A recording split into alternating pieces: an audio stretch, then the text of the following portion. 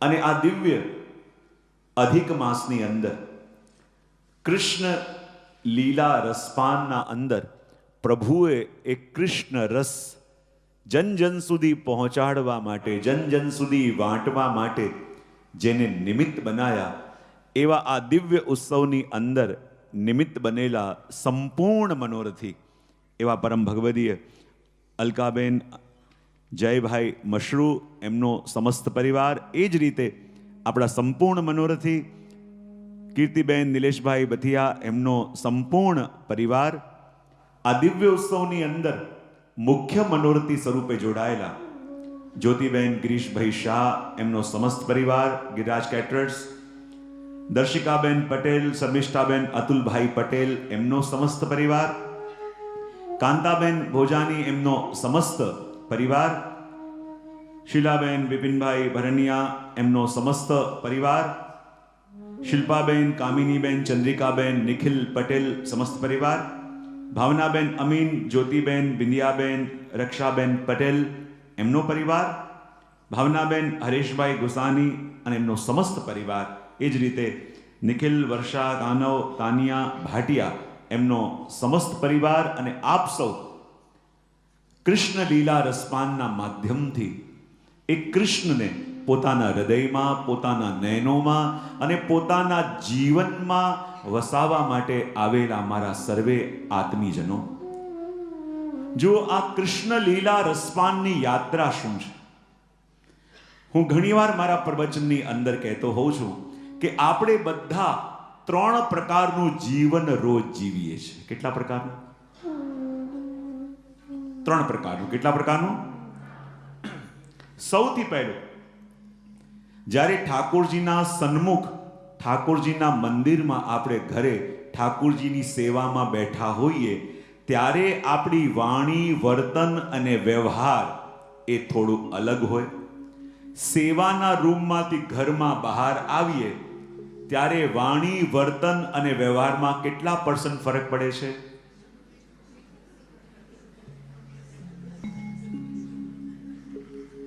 ખાલી ચર્ચા કરું છું, મને પણ કહો તો ખરે. 50%. બહુ સરસ. જ્યારે સેવાના રૂમમાં હોઈએ ત્યારે આપણી વાણી, વર્તન અને વ્યવહાર જેવો હોય, પછી સેવાના રૂમમાંથી બહાર ઘરમાં આવીએ ત્યારે એ વાણી, વર્તન અને વ્યવહારમાં 50% ફરક પડી જાય છે, એવું લંડનના વૈષ્ણવનું માનવું અને કહેવું છે. એ જ રીતે ઘરમાંથી જ્યારે વ્યવસાયમાં યા કાર્યક્ષેત્રમાં જઈએ ત્યારે વાણી, વર્તન અને વ્યવહારમાં કેટલો ફરક પડે છે? 100%. બહુ સરસ. તો જો જ્યારે ઠાકોરજીના સાનિધ્યમાં હોઈએ છીએ ત્યારે આપણી વાણી, વર્તન અને વ્યવહાર કંઈક અલગ. સેવાના રૂમમાંથી ખાલી ઘરમાં અંદર એન્ટર થઈએ ને, ખાલી સેવાના રૂમમાંથી બહાર નીકળીએ તો પણ વાણી, વર્તન અને વ્યવહારમાં ફરક પડી જાય છે. અને જ્યારે સમાજમાં જઈએ ત્યારે બિલકુલ અપોઝિટ હોય છે. તો આ કૃષ્ણ લીલા રસપાન કર્યું ક્યારે કહેવાય? કૃષ્ણ લીલાની પ્રાપ્તિ ક્યારે થઈ કહેવાય? કે ઠાકોરજીના સામે જ્યારે તમે હો અને વાણી, વર્તન અને વ્યવહાર જેવું છે, જ્યારે સમાજમાં જાઓ તો એ વાણી, વર્તન અને વ્યવહારમાં કોઈ ફરક ન પડે ત્યારે માનવાનું કે કૃષ્ણ લીલા ફલિત થઈ છે. 3 પ્રકારના ભક્તોની વાત ભાગવતજીમાં આવે છે. એક એ કહ્યું ને કે એક અવર, મધ્યમ અને ઉત્તમ. અવર ભક્ત કોણ છે? તો કહ્યું કે ઠાકોરજીના સાનિધ્યમાં, પ્રભુના મંદિરમાં જાય તો ત્યાં પ્રભુના દર્શન કરે છે, પણ પ્રભુના બનાવેલા જગતમાં અને પ્રભુના બનાવેલા મનુષ્યોમાં યદિ એ જ પ્રભુના દર્શન થતા નથી તો એ અધમ ભક્ત માનવામાં આવ્યો છે. બીજું લક્ષણ મધ્યમ ભક્ત. અને મધ્યમ ભક્ત કોને કહેવાય? ઠાકોરજીના દર્શન કરવા માટે મંદિરમાં જાય તો પ્રભુના સ્વરૂપમાં જે પ્રભુના દર્શન થાય, પ્રભુના બનાવેલા જગતમાં પણ એ પ્રભુના દર્શન કરે, પ્રભુના બનાવેલા મનુષ્યમાં પણ એ પ્રભુના દર્શન કરે. પણ આ ભક્ત છે અને આ અભક્ત છે એવો ભેદ જેની દ્રષ્ટિમાં છે એને મધ્યમ ભક્ત કહેવામાં આવ્યો. અને ઉત્તમ ભક્ત કોણ છે? તો ભાગવતકાર કહે છે કે જ્યારે પ્રભુના દર્શન કરવા જઈએ અને જે પ્રભુના દર્શન મંદિરમાં કરીએ એ જ પ્રભુની ઝલક પ્રભુના બનાવેલા જગતમાં, પ્રભુના બનાવેલા મનુષ્યોમાં પણ થાય, ત્યારે માનવું કે એ ઉત્તમ ભક્ત. અને ભાગવત અને કૃષ્ણનું જ્યારે દર્શન આપણે કરીએ છીએ ને, તો કૃષ્ણની પ્રાપ્તિ કઈ રીતે થાય, કૃષ્ણની અનુભૂતિ કઈ રીતે થાય, કૃષ્ણની સાથેનો તાદાત્મ્ય કેવી રીતે જોડાય.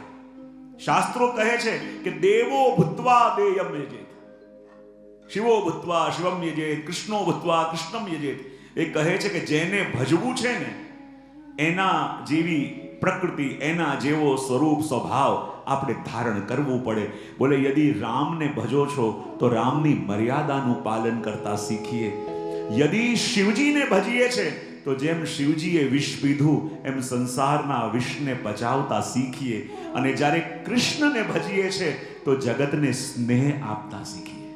અને જ્યારે જે કૃષ્ણે આખી દુનિયાને અપનાવ્યા, અને એ કૃષ્ણને ભજવા વાળા આપણે યદિ પરિવારના લોકોને પણ સ્નેહ ન આપી શકીએ તો પોતાને કૃષ્ણ ભક્ત કહેવાનો આપણો અધિકાર નથી.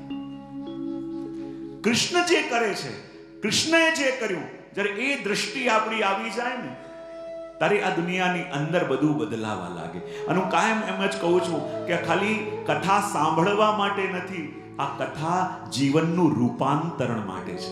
અને રૂપાંતરણ ક્યારે થાય કે જ્યારે એ પારસમણીનો સ્પર્શ થાય. ખાલી કાન પવિત્ર કરવા માટે કથામાં આવવાની બહુ જરૂર નથી, એ તો તમે ઘરે પણ સાંભળી શકો છો. પણ જ્યારે જીવન પવિત્ર કરવું છે, કંઈક નવું સંકલ્પ કરવું છે, કંઈક નવું પામવું છે, જ્યાં છો ત્યાંથી એક ડગલું આગળ જવું છે, તો આ કૃષ્ણ કથા એમના માટે છે.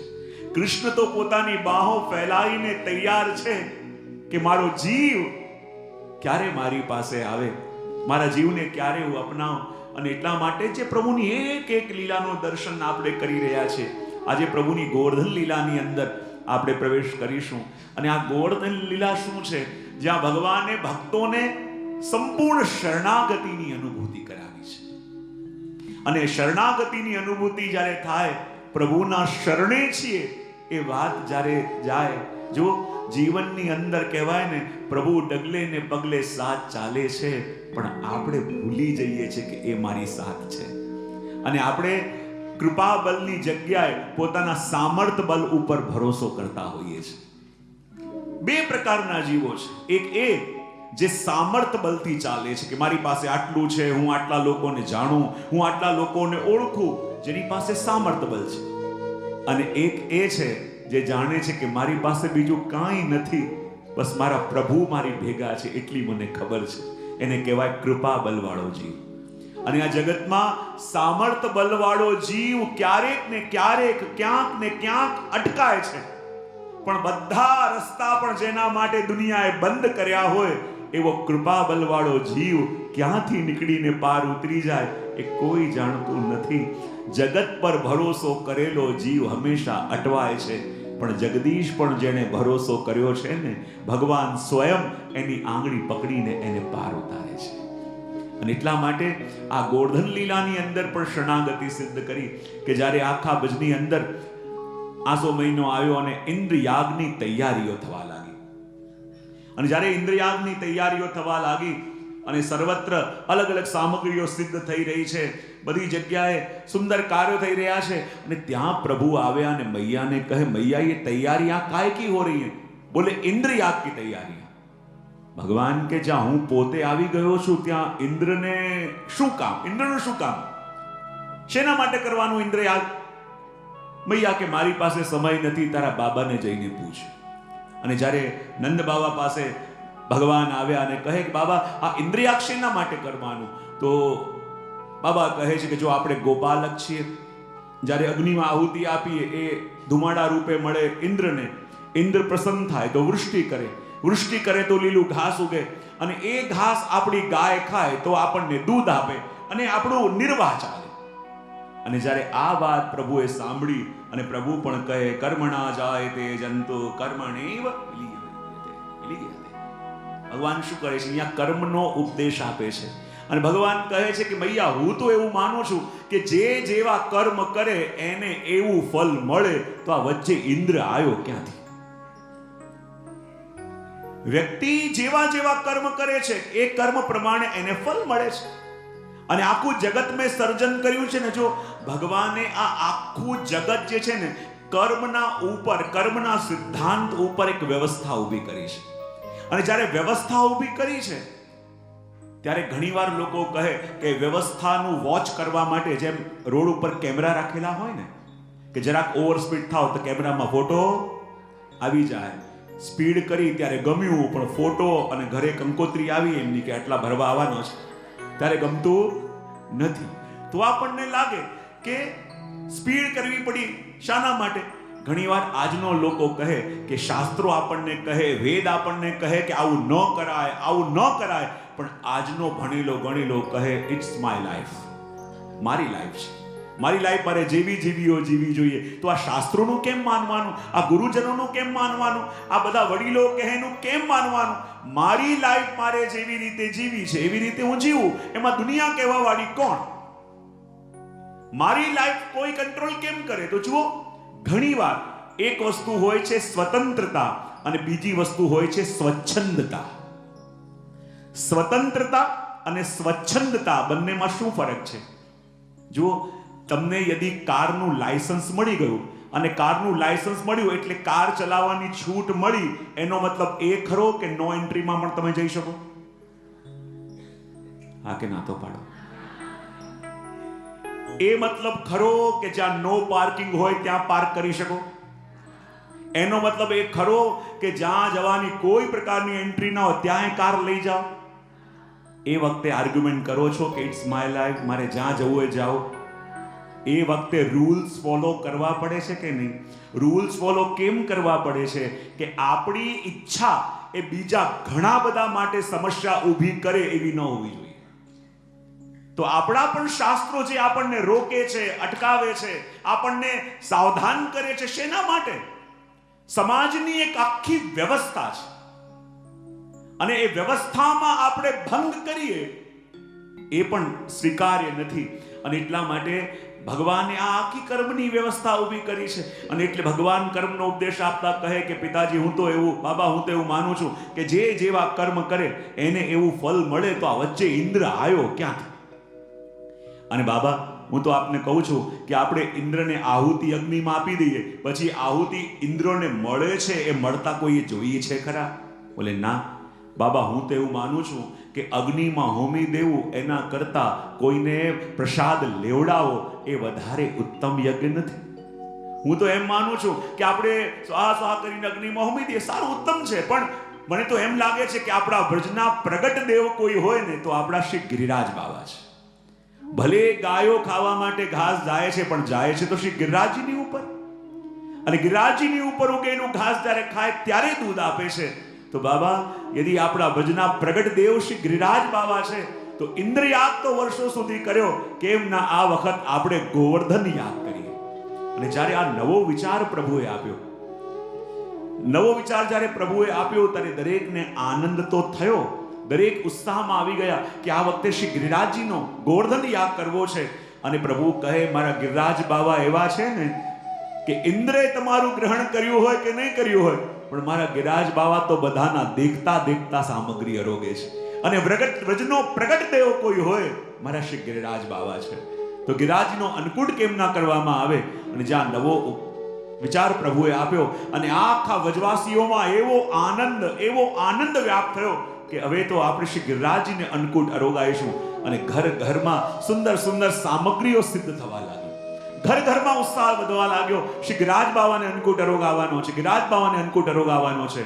અને કહેવાય જ્યારે અમાવસની રાત્રિ આવી તો પ્રભુ હટડીમાં બિરાજ્યા. હાટ એટલે શું? હાટ એટલે દુકાન. ભગવાન હાટમાં બિરાજ્યા અને કહે કે જો શ્રી ગોવર્ધન યાગ માટે મારી હાટમાંથી જેને જે જોઈએ હું આપીશ.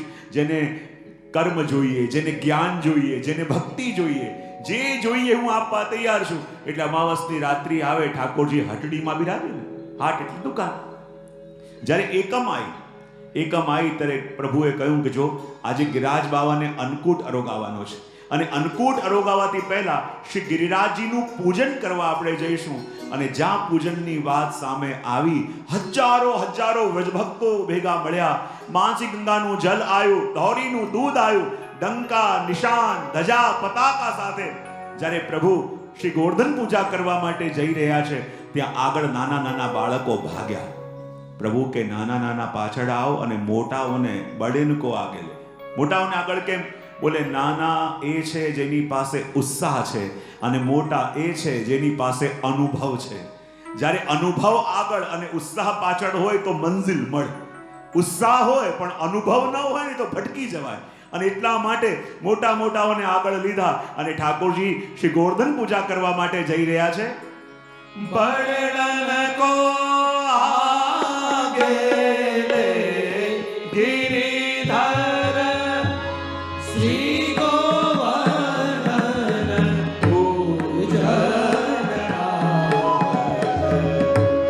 બડડન કો આગે લે ગિરિધર શ્રી ગોવર્ધન પૂજન માનસી ગંગા જલનવાય કે માનસી ગંગા જલનવાય કે પાછે દૂધ ધોરી કો નાવત શ્રી ગોવર્ધન પૂજન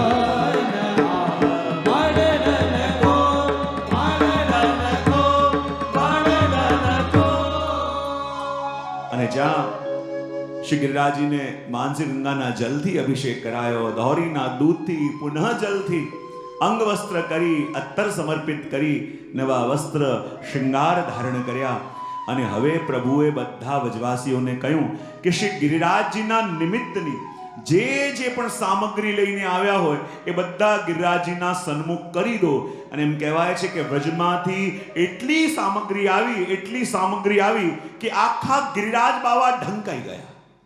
અને જ્યાં આખા ગિરિરાજ બાવા સામગ્રીથી ઢંકાઈ ગયા, પ્રભુએ કહે શિખરના દર્શન થતા નથી. 5 જગ્યાએ પ્રભુએ શિખર સિદ્ધ કર્યા. કેસરનો છિટકાવ કર્યો, તુલસીજીના માળાજી ફરતે પધરાવ્યા અને કહે કે જેણે પણ ગિરિરાજજીના નિમિત્તનું સામગ્રી સિદ્ધ કર્યો બધા સન્મુખ કરજો. અને એમાંના કેટલાક વ્રજભક્તો એવા હતા જેને લાગ્યું કે આટલા લોકો જ્યારે સામગ્રી લઈ જઈ રહ્યા છે, અમે પણ સામગ્રી કરી છે તો ખરા, પણ જ્યારે આટલી સામગ્રી ઓલરેડી પહોંચી ગઈ છે તો અમે ન લઈ જઈએ તો એ પણ ગિરિરાજ બાવાને ચાલતું નથી. અને કહેવાય ને કે જ્યાં અમુક લોકો કહે કે ન લઈ જઈએ તો ચાલે, ને ઘણાએ ટોકરી સંતાડીને ઘરે રાખી લીધી હતી. અને કહેવાય ને કે પ્રભુએ કહ્યું કે શૈલોસની આ ગિરિરાજ બાવા મારું જ સ્વરૂપ છે. અને બધાને કહ્યું કે તમે વિનંતી કરો કે કનૈયાની કાનીથી આરોગ્યો. અને જ્યાં બધાએ વિનંતી કરી અને સહસ્ત્ર ભુજા ધારણ કરીને શ્રી ગિરિરાજ બાવા પ્રગટ્યા. બોલીએ ગિરિરાજ ધરણ કી જય, શ્રી ગિરિરાજ, શ્રી ગિરિરાજ. સહસ્ત્ર ભુજા ધારણ કરીને શ્રી ગિરિરાજ બાવા પ્રગટ્યા. અને કહેવાય કે જ્યાં આરોગવાની શરૂઆત કરી તો સામે રહેલી સામગ્રી નહીં, જેણે ગિરિરાજ બાવાના નિમિત્તની સામગ્રી કરી હતી પણ હજી સન્મુખ નથી કરી, ગિરિરાજ બાવાએ સૌથી પહેલા હાથ લાંબા કર્યા અને જેણે સંતાડીને રાખી હતી એ સામગ્રી પહેલા શરૂઆત કરી આરોગવાની. અને જ્યાં એ સામગ્રી પહેલા શરૂઆત કરી, બધા કહેવા લાગ્યા કે આ ગિરિરાજ બાવા તો બહુ પ્રગટ છે, એની આગળ કોઈનું કપટ ચાલે નહીં, એની આગળ કોઈની ચાલાકી ચાલે નહીં. અને જ્યાં બધા આરોગવા લાગ્યા ત્યાં પ્રભુ કહે કે જો મારા ગિરિરાજ બાવા આરોગે છે ત્યાં સુધી એવું કરીએ, ટેરો લઈ લઈએ અને જ્યાં સુધી ભોગ આવે ને ત્યાં સુધી આપણે શ્રી ગિરિરાજજીની પરિક્રમા કરીને આવીએ. અને પ્રભુ જ્યાં જવા લાગ્યા, વજભક્તો ભાગવા લાગ્યા. પ્રભુ કે એકલા નથી જવું. તો બોલે કોની સાથે? બોલે એક દેશ છે જેનું નામ છે ઇંગ્લેન્ડ, એમાં એક શહેર છે એનું નામ છે લંડન, એરિયા છે એનું નામ છે સાઉથ હેરો, એમાં એક સ્થાન છે જેનું નામ છે ધામેચા લોહાણા, સેન્ટર, અને એની અંદર મારા પ્યારા વૈષ્ણવ બેસીને કથા શ્રવણ કરી રહ્યા છે. જ્યાં સુધી એ અહીંયા બ્રજમાં ન આવે તો એકલા પરિક્રમા કરવા કેમ જવાય? તો જો પ્રભુએ બધાને પાસપોર્ટ અને વિઝા વિના ત્યાં લઈ જવા માટે સામે એક પુષ્પક વિમાન મોકલ્યું છે. એ ઊભું, જેને દેખાય કહેજો. બધા એક એક કરીને બધા વિમાનમાં ગોઠવાઈ જાઓ. ધક્કા મુક્કી માર્યા વિના બધા ગોઠવાઈ ગયા. અને અહીંયાથી ઉડીને આપણે જવાનું છે જતીપુરા, જ્યાં પ્રભુ આપણી પ્રતીક્ષા કરે છે. અને પ્રભુની સાથે આપણે શ્રી ગિરિરાજની પરિક્રમા આ અધિક માસમાં કરવાની છે. તો તમને એક સિક્રેટ કહી દઉં કે આ વિમાનનું ફ્યુલ કો કે પેટ્રોલ કો એ શું છે? બોલે હરિ કીર્તન. જ્યાં સુધી કીર્તન ચાલતું રહેશે વિમાન ઉડતું રહેશે, અને જો કીર્તન અટક્યું તો યમને મૈયા કી. તો આવો અહીંયાથી આપણે વિમાનને ઉડાવીએ અને સીધા પહોંચીએ જતીપુરામાં. બધા આનંદમાં મગ્ન થઈ રહ્યા છે, ગાઈ રહ્યા છે અને કહી રહ્યા છે, ગિરિરાજ ધરણ શ્રીજી તિહારે શરણ. ઓ ગિરિરાજ ધરણ, ઓ ગિરિરાજ ધરણ શ્રીજી તિહારે શરણ.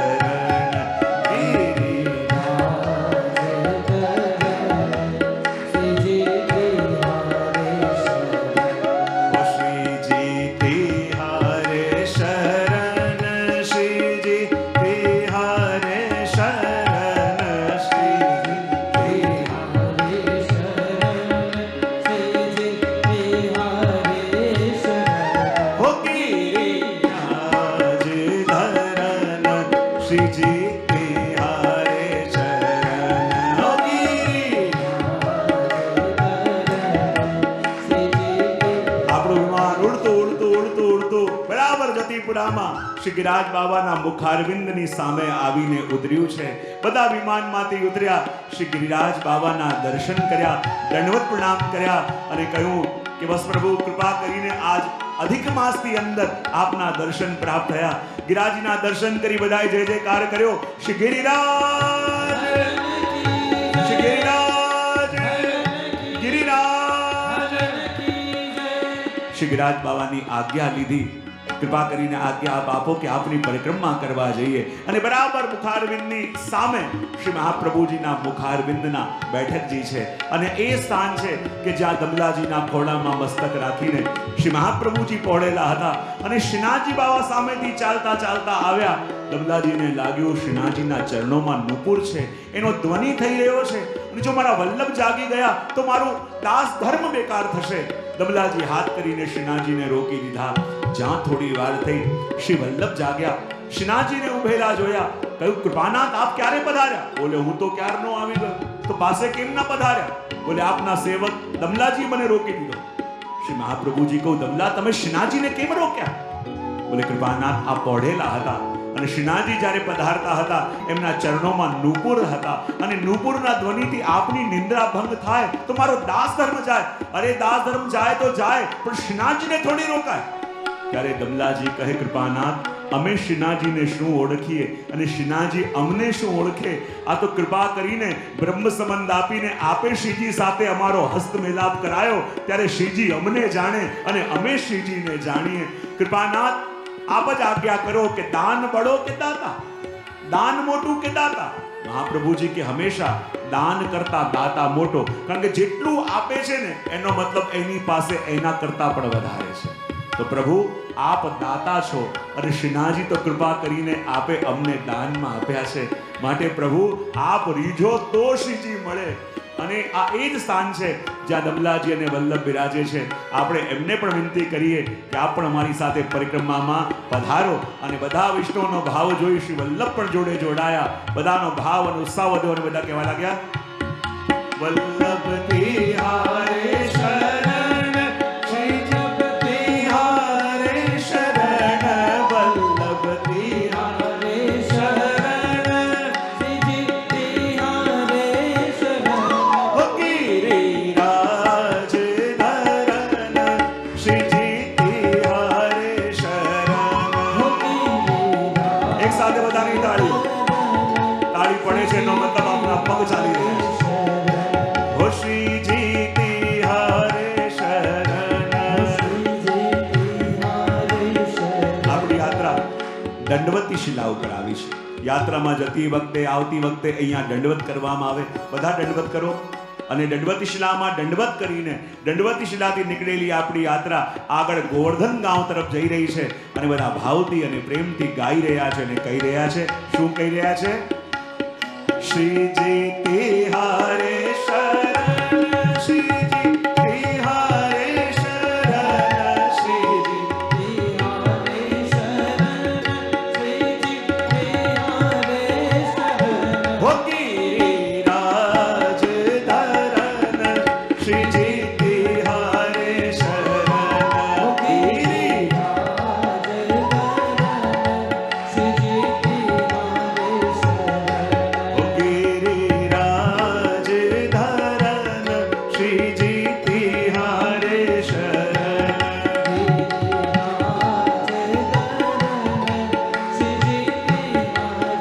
આપણી યાત્રા ગોવર્ધન ગામમાં આવી કે જ્યાં માનસી ગંગા છે. અને માનસી ગંગા અષ્ટ સખામાંથી નંદદાસનું દ્વાર.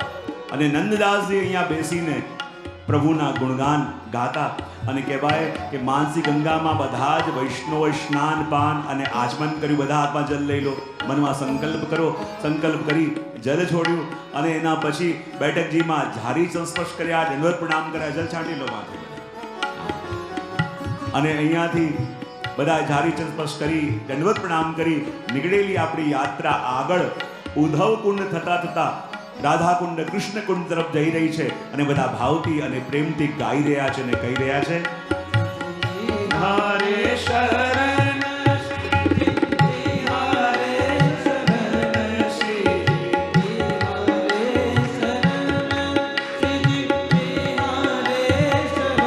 હો ગિરિરાજ ધરન, શ્રીજી તિહારે શરણ. હો ગિરિરાજ ધરન, ઉદ્ધવ કુંડની થતી થતી આપણી યાત્રા રાધાકુંડ કૃષ્ણકુંડ ઉપર આવી. અને કહેવાય એ સ્થાન છે જ્યાં દેખાવામાં બંને કુંડ અલગ અલગ લાગે છે પણ બંનેમાં જલ એક છે. રાધા અને કૃષ્ણ બંને જોવામાં કદાચ અલગ અલગ લાગે પણ બંને તત્વ તો એક જ છે. અને એક જ તત્વ છે. કોઈ કહે ને કે રાધા કૃષ્ણના વિવાહ કેમ નહીં? બોલે વિવાહ કરવા માટે બે અલગ અલગ વ્યક્તિ જોઈએ. રાધા અને કૃષ્ણ બંનેમાં કોઈ ભેદ જ નથી. અને ભેદ જ નથી. અને કહેવાય ને કે આ એ સ્થાન છે કે જ્યારે ભગવાને વૃષભાસુરને માર્યો અને બધા કહેવા લાગ્યા કે જો પ્રભુ આપે પેલા ગૌવંશને માર્યો. ભગવાન કે તો રાક્ષસ હતો, રાક્ષસ એને માર્યો. પણ કહે કે ભલે રાતો રાક્ષસ પણ આવ્યો હતો તો ગૌવંશનું રૂપ લઈને. અને યદિ આપ મારીને આપ પ્રાયશ્ચિત નહીં કરો તો આગળનો સમાજ કેવી રીતે પ્રાયશ્ચિત કરશે? તો પ્રભુ કહે કે મારે શું કરવું જોઈશે? તો પ્રભુ કહે કે જો દાદાજી કહે પ્રભુ એવું કરો, આપ ભારતના બધા જ તીર્થોમાં સ્નાન કરીને આવો ને તો આપનું પ્રાયશ્ચિત થશે. ભગવાન કે બધા તીર્થો હું ક્યાં ગોતવા જાઉં? તો પ્રભુએ શું કર્યું? પોતાના કમરમાં ખોસેલી વેણુને કાઢી અને વેણુથી એવી રીતે ખાડો ખોદતા ગયા, એવી રીતે ખાડો ખોદ્યો અને જ્યાં ખાડો કુંડ બન્યો પ્રભુએ બધા તીર્થોનું આવાહન એમાં કર્યું. બધા તીર્થો એમાં પધાર્યા અને પ્રભુએ એમાં સ્નાન કર્યું. એ કહેવાયું કૃષ્ણકુંડ. હવે પ્રભુએ રાધાજીને કહ્યું કે રાધાજી આપ મારા અર્ધાંગના રૂપે છો કે નહીં? રાધાજી કે છું. તો મને બતાવો, હું જે પણ કંઈ પુણ્ય કરું તો અડધું આપને મળે કે ન મળે? રાધાજી કે ચોક્કસ મળે. તો પ્રભુ કે મારાથી અપરાધ થાય તો? હવે રાધાજી વિચાર કરે પુણ્ય લઈએ તો આ લેવું પડશે. તો પ્રભુ કહે હવે હું આપને કહું છું જ્યાં સુધી બધા તીર્થોમાં સ્નાન કરીને આપ ન આવો તો હું આપની સાથે વાત નહીં કરું. રાધાજી કહે કે જે કુંડમાં મારા પ્રભુએ સ્નાન કર્યું એનાથી વધીને બીજું તીર્થ હું ક્યાં ગોતવા જાઉં? રાધાજીએ પોતાના હાથનો કડો કાઢ્યો અને કૃષ્ણકુંડની પાસે એવી રીતે ખાડો ખોદવા લાગ્યા કે જ્યાં ખાડો ખોદાયો અને કૃષ્ણકુંડનું બધું જલ એમાં આવ્યું અને રાધાજી એમાં સ્નાન કર્યું. એ કહેવાયું રાધાકુંડ. તો આ રાધાકુંડ કૃષ્ણકુંડ આ બંનેમાં બધાએ સ્નાન પાન આચમન કર્યા. બધા જલ માથે છાંટી લો. બેઠકજીમાં ઝારી સંસ્પર્શ કર્યા, દંડવત પ્રણામ કર્યા અને ત્યાં જ બધાની દૃષ્ટિ પડી રાધાકુંડ ઉપર અને શું જોયું કે રાધાકુંડ ઉપર શ્રી રાધાજી ઊભા છે અને જ્યાં રાધાજીના દર્શન કર્યા બધા મગ્ન બન્યા અને મગ્ન બનીને કહેવા લાગ્યા, राधे रानी की जय महारानी की जय, राधे हो राधे रानी की जय महारानी की जय, हो बोलो बरसाने वाली की जय जय जय, बोलो हो राधे रानी की जय महारानी की जय, रानी की जय महारानी, हो बोलो बरसाने वाली की जय जय जय, बोलो हो बोलो तांदुलारी की जय जय जय, बोलो हो राधे रानी की जय महारानी की जय, हो राधे रानी की जय महारानी की जय, बोलो बरसाने वाले की जय जय जय, बोलो हो बोलो बरसाने वाली की जय जय जय, बोलो राधे रानी की जय महारानी की जय, राधे रानी की जय महारानी की जय, ओ महारानी की जय, ओ महारानी की जय।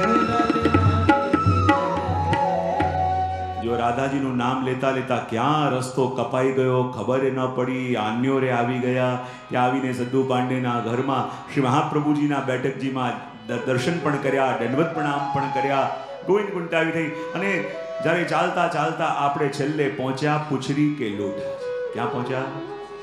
હા, જો આપણને લાગે કે આ પુછરી કે લોઠા શું છે, પ્રભુના લોઠાજી નામના ગોપ અહીંયા બેસતા, જ્યારે રાસમાં ભગવાન અંતર ધ્યાન થયા, ગોપીઓ પ્રભુને શોધતી શોધતી અહીંયા આવી, લોઠાજી ગોપને જોયા અને પૂછવા લાગ્યા, અરે યા સે પૂછરી શ્યામ કાં ગए, યા સે પૂછરી શ્યામ કાં गए. આમ પૂછરી પૂછરી કરતા નામ પડ્યું પૂછરી કે લોઢા. આ પૂછરી ભાગ એટલા માટે પણ કહેવાય છે કે ગાયની પૂછડીનો અહીંયા એક ભાગ પણ છે અને દર્શન પણ આપણને થાય છે. અને બીજો અર્થ એ પણ આપણા આચાર્ય કર્યો છે કે આપણે જાણીએ છીએ કે હમણાં ગોવર્ધન લીલાનું વર્ણન થશે તો એમાં જ્યારે ઇન્દ્રનો પ્રકોપ થયો, પ્રભુએ શ્રી ગિરિરાજજીને ધારણ કર્યા અને ગિરિરાજજીને ધારણ કર્યા તો વરસાદ ઉપર ન આવી પણ બહાર પડેલું જલ તો અંદર આવી શકે કે નહીં? હા, આ કે નાતો પાડો. કદાચ ઉપરથી વૃષ્ટિથી બચવા માટે ગિરિરાજજીને ધારણ કર્યા છે પણ બહાર આટલી વૃષ્ટિ થઈ રહી છે તો બધું જલ અંદર આવે તો અંદર કેમ ના આવ્યું? તો કહેવાય એ વખતે સ્વયં શેષ અવતાર દાઉજીએ પોતાની કુંડલી ગિરિરાજની આસપાસ મારી લીધી કે જેથી બહારનું જલ ભીતર ન આવે. અને એ વખતે શેષ સ્વરૂપે દાઉજીએ જ્યારે કુંડલી મારી અને એમનો પૂંછડીનો ભાગ પણ આ સ્થાનમાં આવ્યો હતો, એટલે પણ એક નામ પૂંછડી છે. અને કારણ કે ઉપરથી વૃષ્ટિ ન થાય, બહાર આટલું જલ આવે તો અંદર આવે, તણાઈ જવાય. પણ શ્રી દાઉજીએ કહેવાય ને શેષ અવતાર સ્વરૂપે એ નાગની કુંડલી મારીને સર્પથી સ્વરૂપે બધાની રક્ષા કરી અને કહેવાય ને કે આ પૂછડી કે લોટાથી આવ્યા અને અહીંયાથી હવે પાછા આપણે સુરભી કુંડ થતા મુખારવિંદ તરફ જઈ રહ્યા છીએ અને બધા ભાવથી અને પ્રેમથી કહી રહ્યા છીએ, ગિરિરાજ ધરન શ્રીજી તિહારે શરણ,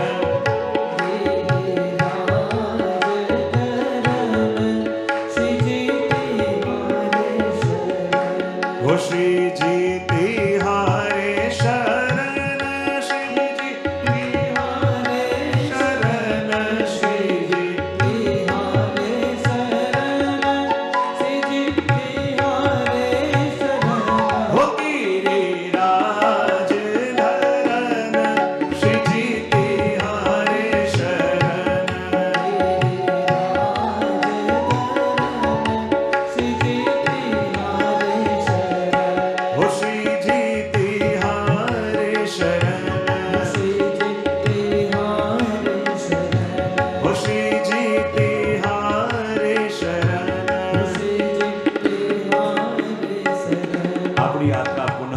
ગિરાજીના મુખારવિંદ ઉપર આવી અને બધાએ ગિરાજીને દંડવત કરી અને ગિરાજીનો જય જયકાર કર્યો કે આપે કૃપા કરીને આ અધિક માસમાં અમને પણ સંક્ષિપ્તમાં પણ આ માનસી પરિક્રમા આપને કરાવી દીધી. બધાએ જય જયકાર કર્યો. શ્રી ગિરિરાજ, શ્રી ગિરિરાજ, ગિરિરાજ.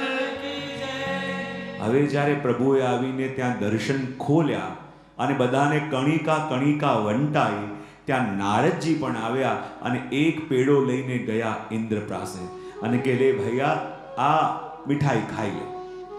ઇન્દ્ર કહે કે શેની છે? તો નારદજી કે પેલા ખા પછી બતાવો. ઇન્દ્રએ પેડો ખાધો. બોલે કેવો લાગે? બોલે બહુ મીઠો છે. હવે તો બતાવો શેની મીઠાઈ છે? ત્યારે નારદજી કે આ તારું નાક કપાયું ને એની મીઠાઈ છે. બોલે શું થયું? અરે તને ખબર નથી, વ્રજવાસીઓએ ઇન્દ્રયાગ બંધ કરી અને ગોવર્ધન યાગ કર્યો છે. અને જ્યારે ઇન્દ્રને આ વાતની ખબર પડી કે આ બધું કરવા વાળા બીજા ઓર કોઈ નહીં પણ સ્વયં કૃષ્ણ છે, અને ત્યારે ઇન્દ્રએ ભગવાન માટે કેટલાક અપશબ્દો કહ્યા. વાચાલમ બાલિશમ પંડિત માનિતમ અદ્યમ ઇત્યાદિ. અને જ્યારે આવા અપશબ્દો ભગવાનને કહ્યા, મહાપ્રભુજી કહે કે ભાગવતમાં મારા પ્રભુની સ્તુતિ સિવાય બીજું કાંઈ ના હોઈ શકે. જ્યારે ઇન્દ્રએ પ્રભુ માટે અપમાનિત કરવા માટે અપશબ્દો કહ્યા, એને પણ મહાપ્રભુજીએ પ્રભુની સ્તુતિમાં ઘટાયા. ઇન્દ્રએ પ્રભુને અપશબ્દ બોલતા કહ્યું વાચાલમ, આ બહુ બોલવા વાળો છે, બહુ બોલવા વાળો છે. બાલિશમ, આની અંદર હજી પણ બહુ બચપનો છે, નાદાન છે, પોતાને બહુ મોટો પંડિત માનવા વાળો છે, અજ્ઞાની છે. પણ મહાપ્રભુજી કે ભાગવતમાં મારી પ્રભુની સ્તુતિ સિવાય બીજું કાંઈ ના હોઈ શકે. જ્યારે ઇન્દ્રએ કહ્યું વાચાલમ, આ બહુ બોલવા વાળો છે, તો મહાપ્રભુજી કે ના, આ ઇન્દ્ર પ્રભુની સ્તુતિ કરે છે કે મારા પ્રભુ કેવા છે. વાચા અલમ, વાણીથી જેનો પાર ન પામી શકાય એવા મારા પ્રભુ છે. જ્યારે ઇન્દ્રએ કહ્યું બાલિશમ, આની અંદર બહુ બચપનો છે, બહુ બાળપણ છે, મહાપ્રભુજી કે ના, ઇન્દ્ર પ્રભુની સ્તુતિ કરે છે અને કહે છે કે બાલિશમ એટલે આ એ જ ભગવાન છે કે જેણે રામાવતારમાં બાલીનું શમન કર્યું હતું, એટલે બાલિશમ. પોતાને પંડિત માનવા વાળો છે, ના, મોટા મોટા પંડિતો પણ જેને પરમ તત્વ માને છે એ મારા પ્રભુ છે. અને એમ સ્તુતિને પણ આપે, નિંદાને પણ સ્તુતિમાં ઘટાવી. પણ જ્યાં ઇન્દ્રને ખબર પડી કે વ્રજવાસીઓ ઇન્દ્ર યાગ બંધ કરીને ગોવર્ધન યાગ કર્યો છે, અને એ જ વખતે પ્રલયના સંવર્તક નામના મેઘોને બોલાવ્યા અને આદેશ કર્યો કે જાઓ, વ્રજમાં એટલા વર્ષો કે આખું વ્રજ પાણીમાં વહી જાય. અને આકાશમાં કાળા કાળા બાદલ મંડરાવા લાગ્યા, વીજળીઓ ચમકવા લાગી, અને એવો મૂષળધાર વરસાદ અને એવો જલનો રેલમછેલ લાગે કે હમણાં આખું વ્રજ પાણીમાં ડૂબી જશે. બધા ભાગતા ભાગતા આવ્યા પ્રભુ પાસે કે પ્રભુ અમારી રક્ષા કરો. પ્રભુ કે ચિંતા ન કરો, શ્રી ગિરિરાજ બાવા તમારો અન્નકૂટ આરોગ્યો છે, એ જરૂર તમારી રક્ષા કરશે. અને બધાને લઈને શ્રી ગિરિરાજજીના સન્મુખ આવ્યા અને કહેવાય જ્યાં ગિરિરાજ બાવાને વિનંતી કરી, ગિરિરાજ બાવા ફૂલ જેવા હલકા થઈને ઉપર પધાર્યા. અને ત્યારે ભગવાને પોતાની વામ કનિષ્ઠિકાની ઉપર શ્રી ગિરિરાજ બાવાને ધારણ કર્યા અને કહ્યું આવો બધા મારા શરણમાં.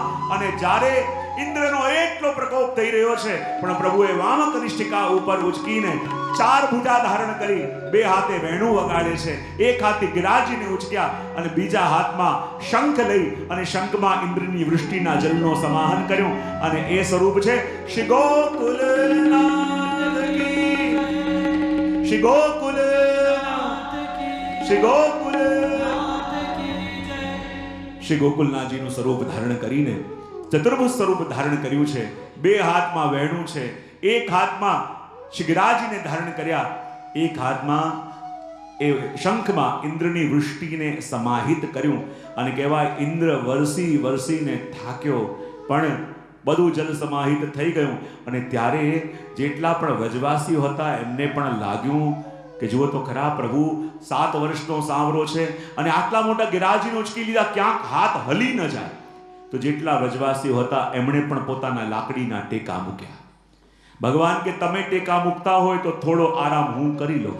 અને જ્યાં ભગવાન પોતાનો હાથ હટાવવા ગયા ત્યાં બધા દબાવા લાગ્યા.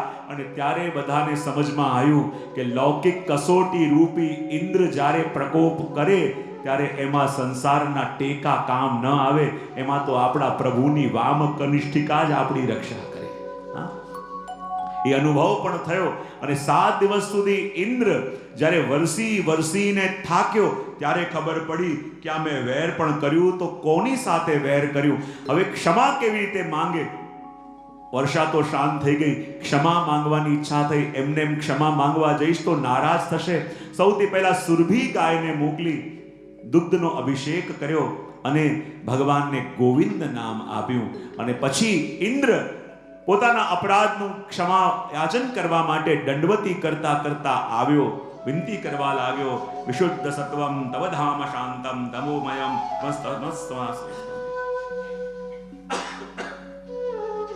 જ્યારે ઇન્દ્ર સ્તુતિ કરતા કરતા આવ્યો અને આવીને પ્રભુને કહેવા લાગ્યો કે હે પ્રભુ, એક વિનંતી આપને કરું. બોલે શું? વિશુદ્ધ સત્વમ તવ ધામ શાંતમ તપોમયમ વસરજ સમસ્તમ. સ્તુતિ કરીને ઇન્દ્ર શું કહે છે કે હે પ્રભુ, એવી કૃપા કરો, ચાહે તો મને વળી લો, ચાહો તો મને દંડ આપો, ચાહે તો મને શિક્ષા આપો, પણ કૃપા કરીને મારી ઉપેક્ષા ન કરો.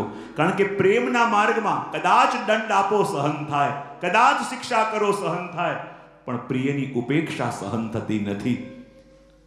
અને ત્યાં ઇન્દ્રના માનનો ભંગ થયો. અને જ્યારે ઇન્દ્રના માનનો ભંગ થયો અને બધા લોકો કહેવા લાગ્યા કે જય જય લાલ ગોવર્ધનધારી ઇન્દ્રમાન ભંગ કીનો. એક કડીમાં શ્રવણ કરીશું. પણ જો બ્રહ્માજીએ પણ પ્રભુની ઉપર સંશય કર્યો અને 1 વર્ષ સુધી ગોપ બાળકોનું હરણ કરીને લઈ ગયા. અને ઇન્દ્રએ પણ સંશય કર્યો અને પ્રભુની પરીક્ષા કરી, પણ બ્રહ્માજીને પેલી કણિકા ન મળી, પણ ઇન્દ્રને તો મળી કે નહીં. હમણાં તો આપણને લાગે પરીક્ષા બંને કરી, પણ બ્રહ્માજીને કણિકા ન મળી અને ઇન્દ્રને મળી. આવું કેમ? ત્યારે આપણા આચાર્યો કે પરીક્ષા બંને કરી, પણ બ્રહ્માજીએ પ્રભુની પરીક્ષા કરવા માટે પ્રભુના ભક્તોને પ્રભુથી 1 વર્ષ માટે દૂર કર્યા. અને ઇન્દ્રએ પરીક્ષા કરી, પણ જાણે અંજાણે પ્રભુના ભક્તોને પ્રભુના શરણે લાવીને રાખી દીધા. એટલે ઇન્દ્રને કણિકા મળી. અને બધા કહેવા લાગ્યા જય જય લાલ ગોવર્ધનધારી. 2 કડીમાં શ્રવણ કરીએ. જય જય લાલ ગોવર્ધનધારી, જય જય લાલ ગોવર્ધનધારી, ઇન્દ્રમાનવ કીનો, જય જય લાલ વામભુજા રાખ્યો ગિરિનાયક, વામભુજા રાખ્યો ગિરિનાયક, હતને ઘોષુક દીનો, જય જય લાલ ગોવર્ધનધારી, જય જય લાલ ગોવર્ધનધારી, ઇન્દ્રમાનવ કીનો, ઇન્દ્રમાનવ કીનો, ઇન્દ્રમાનવ કીનો, જય જય લાલ. અને ભગવાને આ ગોવર્ધન લીલાના માધ્યમથી ભક્તોને ષડવિધ શરણાગતિની અનુભૂતિ કરાય. અને એટલે તો 7 દિવસ સુધી ગિરિરાજીને ધારણ કર્યા, કારણ કે 6 ધર્મો અને 7મા ધર્મી સ્વરૂપ ભગવાન પોતે. અને એટલે 7 દિવસ સુધી અને ષડવિધ શરણાગતિની અનુભૂતિ કરાય. મેં કહ્યું હતું ને કે ભગવાનના શરણે આપણે છીએ તો ખરા, એ આપણે બધા જાણીએ છીએ કે નહીં? હા કે ના તો પાડો. પ્રભુના શરણે છીએ એ વાત આપણે બધા જાણીએ છીએ. અને જો પ્રભુના શરણે હોઈએ તો ચિંતા થાય ખરી? પાછળવાળા, સાઈડવાળા, પ્રભુના શરણે હોઈએ તો ચિંતા કોઈ પણ પ્રકારની થાય ખરી? પણ આપણને થાય. આપણને લાગે આપણે બધા જાણીએ છીએ પ્રભુના શરણે છીએ, પ્રભુના આધીન છીએ, અને પ્રભુના શરણે હોય એને ચિંતા થઈ ન શકે, પણ આપણને ચિંતા થાય છે. તો કેમ? હું હંમેશા મારા પ્રવચનમાં કહું છું કે શરણાગત જીવો પણ 3 પ્રકારના છે. કેટલા? સૌથી પહેલા પ્રભુના શરણે છે પણ એ વાતની ખબર નથી. બીજા, પ્રભુના શરણે છે એ વાતની ખબર તો છે પણ અનુભૂતિ નથી.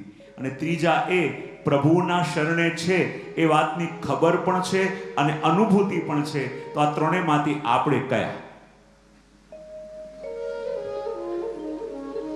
ત્રણ પ્રકાર મેં કયા? પ્રભુના શરણે છીએ પણ ખબર નથી, એ પહેલો પ્રકાર.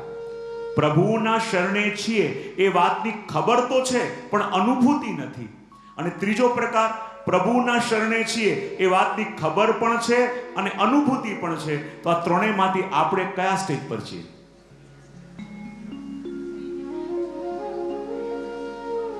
બાજુવાળાને પૂછવાની છૂટ છે.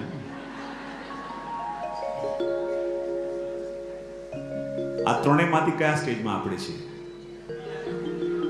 જો આધ્યાત્મિક, જેમ તમે વેપારમાં અને જેમ તમારા લૌકિકમાં તમે હંમેશા ચેક કરતા રહો છો કે તમે કેટલું પ્રોગ્રેસ કર્યું અને ક્યાં છો, તો એવી રીતે ક્યારે પણ આપણે આધ્યાત્મ પથની અંદર પણ પોતાનું સ્ટેટસ જોયું છે કે હમણાં આપણે ક્યાં છીએ? આગળ જઈ રહ્યા છીએ, ત્યાં ને ત્યાં વર્ષોથી ઊભા છીએ કે પાછળ આવી રહ્યા છીએ? ક્યારે પોતાનું વિશ્લેષણ કર્યું છે? ઘણીવાર આપણને લાગતું હોય કે આપણે બહુ બધું કરી રહ્યા છીએ, પણ ઘણીવાર આધ્યાત્મ જગતમાં જ્યાં હતા ને ત્યાંથી પાછા આવતા હોઈએ છીએ. કેટલાક લોકો વર્ષોથી ત્યાં ને ત્યાં હોય છે, કેટલાક આગળ જતા હોય છે. તો પોતાના આધ્યાત્મિક જર્નીનો પણ હિસાબ કિતાબ રાખો. તો આ ત્રણેય અવસ્થાઓ છે, એમાંથી આપણે કઈ સ્ટેજ પર છીએ? પ્રભુના શરણે છીએ, ખબર નથી, પહેલો સ્ટેજ. પ્રભુના શરણે છીએ એ વાતની ખબર છે પણ અનુભૂતિ નથી, બીજો સ્ટેપ. પ્રભુના શરણે છીએ એ વાતની ખબર છે અને અનુભૂતિ પણ છે, એ ત્રીજો સ્ટેપ. તો આ ત્રણેયમાંથી આપણે ક્યાં છે?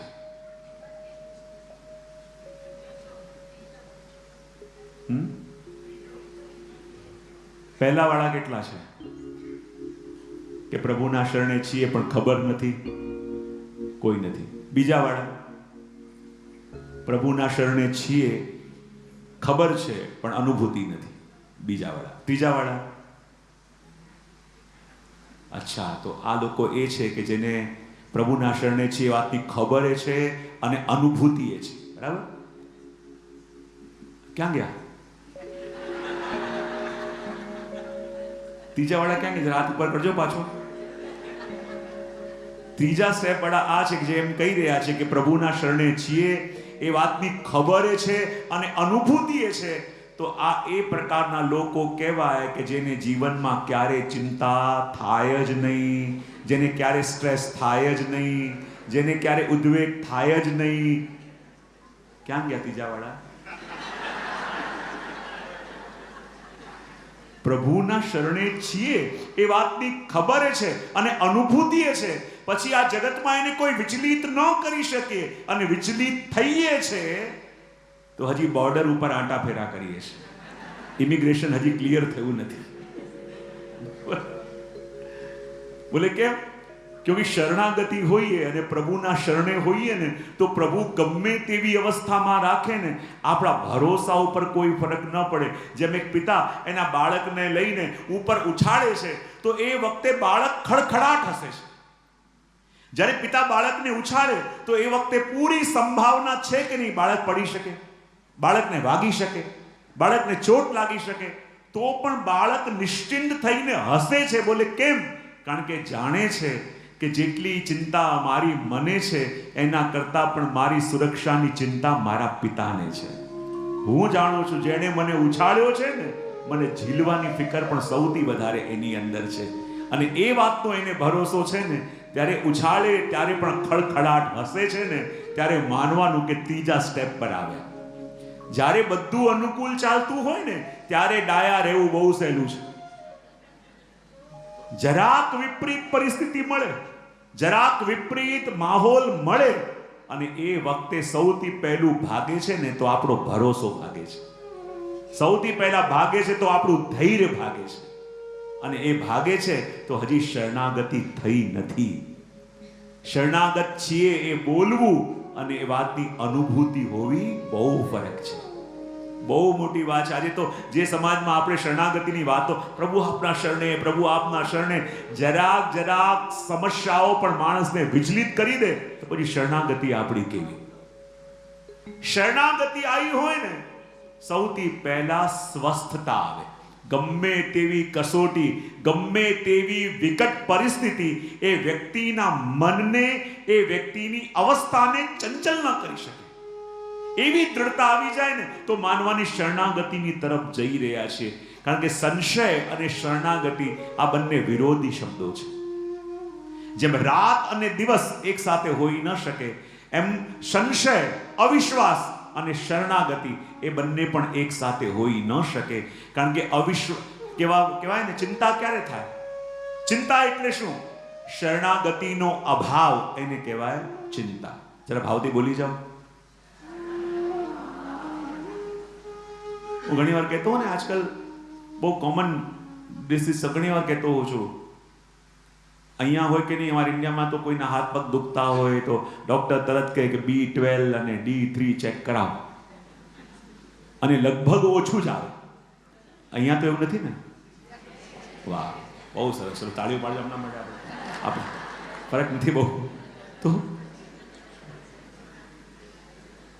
અને એનું રિએક્શન આવે, શરીર દુખવા લાગે, આ કરવા લાગે, અને બોલે કેમ? બોલે આ વિટામિનની કમી છે. તો જ્યારે પણ ચિંતા થાય, જ્યારે પણ ઉદ્વેગ થાય, જ્યારે પણ સ્ટ્રેસ થાય, તો એ શું છે?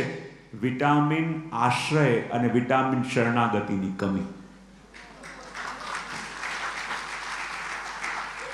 ચિંતાઓને દૂર કરવા માટે લડીએ છીએ. આંખો બંધ કરીને મેડિટેશન કરવા બેસીએ, પણ ચિંતા ઘૂસેલી હોય ને ત્યારે ઠાકોરજીની જગ્યાએ બધા ખટપટો જ યાદ આવે. સ્થિર બેસાય નહીં, કારણ કે ચિંતા ઘૂસેલી છે. અને ચિંતાથી લડવાનો પ્રયત્ન કરો, ચિંતા ક્યારેય નહીં જાય. ઠાકોરજીમાં ભરોસો વધારો, ઠાકોરજીમાં વિશ્વાસ વધારો, તો કોઈ ચિંતા તમારો સ્પર્શ નહીં કરી શકે. અંધારાથી લડવાનો પ્રયત્ન કરીને અંધારાથી કોઈ જીત્યું છે?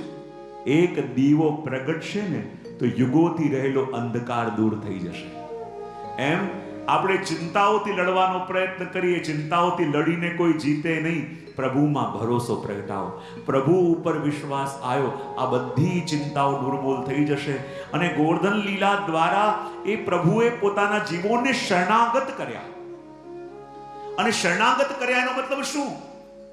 ભરોસો જગતમાંથી હટાવીને પોતાની ઉપર સ્થિર કર્યો.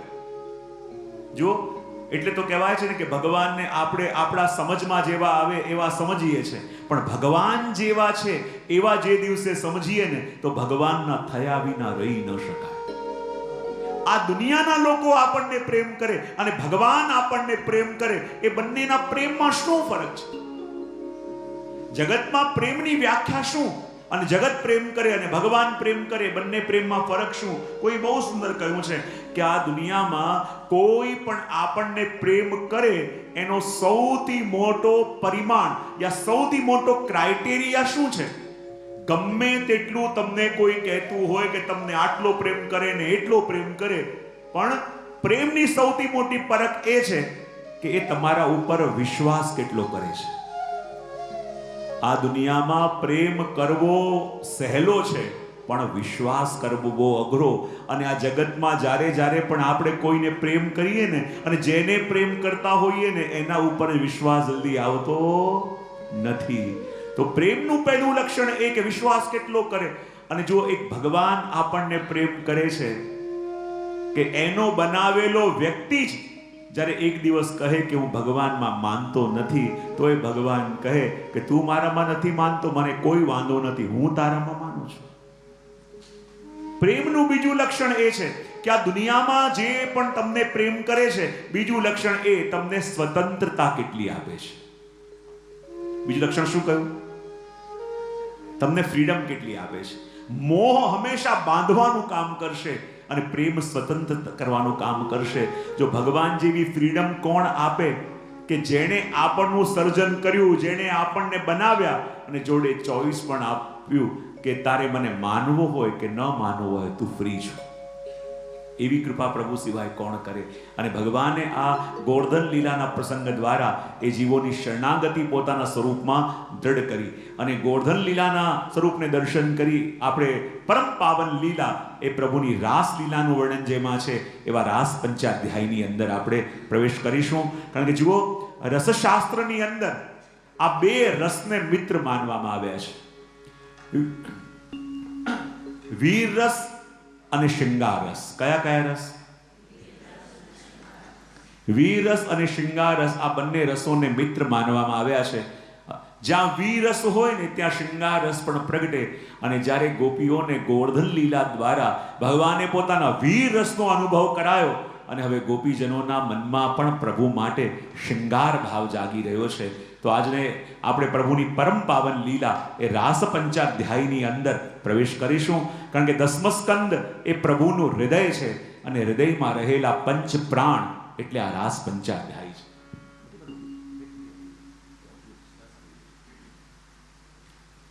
બોલીએ કૃષ્ણ કનૈયા.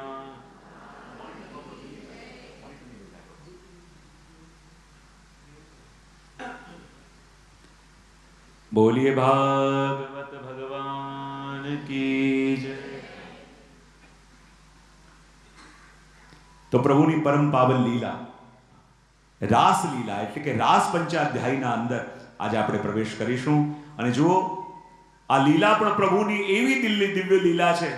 કદાચ જ કોઈ એવા મહાપુરુષ થયા, કદાચ જ કોઈક એવા સંત થયા હશે કે જેણે પ્રભુની રાસ લીલા માટે કંઈ કહ્યું નહીં હોય. આ રાસલીલા શું છે? આ રાસલીલા શું છે? શ્રી મહાપ્રભુજીને પૂછવામાં આવ્યું કે આ રાસલીલા એટલે શું? તો મહાપ્રભુજી કહે કે બ્રહ્માનંદનો અનુભવ કરી રહેલા જીવોને ભજનાનંદની અનુભૂતિ કરાવવા માટે પ્રભુએ જે લીલા કરી એનું નામ રાસલીલા. શિવદેવજી મહારાજને પૂછવામાં આવ્યું કે આ રાસલીલા એટલે શું? તો શિવદેવજી મહારાજ કહે કે જેમ એક નાનકડું બાળક બેઠું હોય, ચારો તરફ પાણીથી ભરેલા પાત્રો મૂકી દો અને પાણીથી ભરેલા પાત્રોમાં એ પોતાનો જ પ્રતિબિંબ જોઈને, પોતાનો જ ચહેરો જોઈને એની સાથે ખેલે એવી નિર્દોષ લીલા એટલે રાસલીલા. કોઈએ શ્રીધર સ્વામીને પૂછ્યું કે આપની દૃષ્ટિમાં રાસલીલા એટલે શું? અને શ્રીધર સ્વામી કહે છે કે જે લીલાની અંદર કામદેવની હાર થઈ એને કહેવાય રાસલીલા. શું થયું? કામદેવની હાર થઈ એને કહેવાય રાસલીલા. તો કહે કામદેવની હાર ક્યારે થઈ? તો વર્ણન કરતા કહે છે કે જ્યારે પેલા કામદેવે મોટા મોટા દેવતાઓને પણ પરાસ્ત કર્યા અને એક દિવસ એના મનમાં આવ્યું કે હું કોઈની સાથે યુદ્ધ કરું. અને ચાલતા ચાલતા જતા હતા, રસ્તામાં નારદજી મળ્યા. અને નારદજી મળ્યા અને કહેવા લાગ્યા કામદેવ કે આજે મને યુદ્ધ કરવાની બહુ ઈચ્છા છે, શું તમે મારી સાથે લડશો? નારદજી કે ભાઈ આમાં આપણું કામ નહીં, લડવાના બહુ અભરખા છે, તો અમારા શ્યામ સુંદર પાસે જાઓ, એ કોઈને નિરાશ નથી કરતા. અને કામદેવ આયા પ્રભુની પાસે અને આવીને કહે કે પ્રભુ, મેં એવું સાંભળ્યું છે કે આપ કોઈને નિરાશ નથી કરતા અને આપની પાસે એક ઈચ્છા લઈને આવ્યો છું. ભગવાન કે કઈ ઈચ્છા? બોલે મારે આપની સાથે યુદ્ધ કરવું છે, આપ કરશો? ભગવાન કે યુદ્ધ કરવું તો ખરા, પણ મને બતાવો કયા પ્રકારનું યુદ્ધ કરવું છે.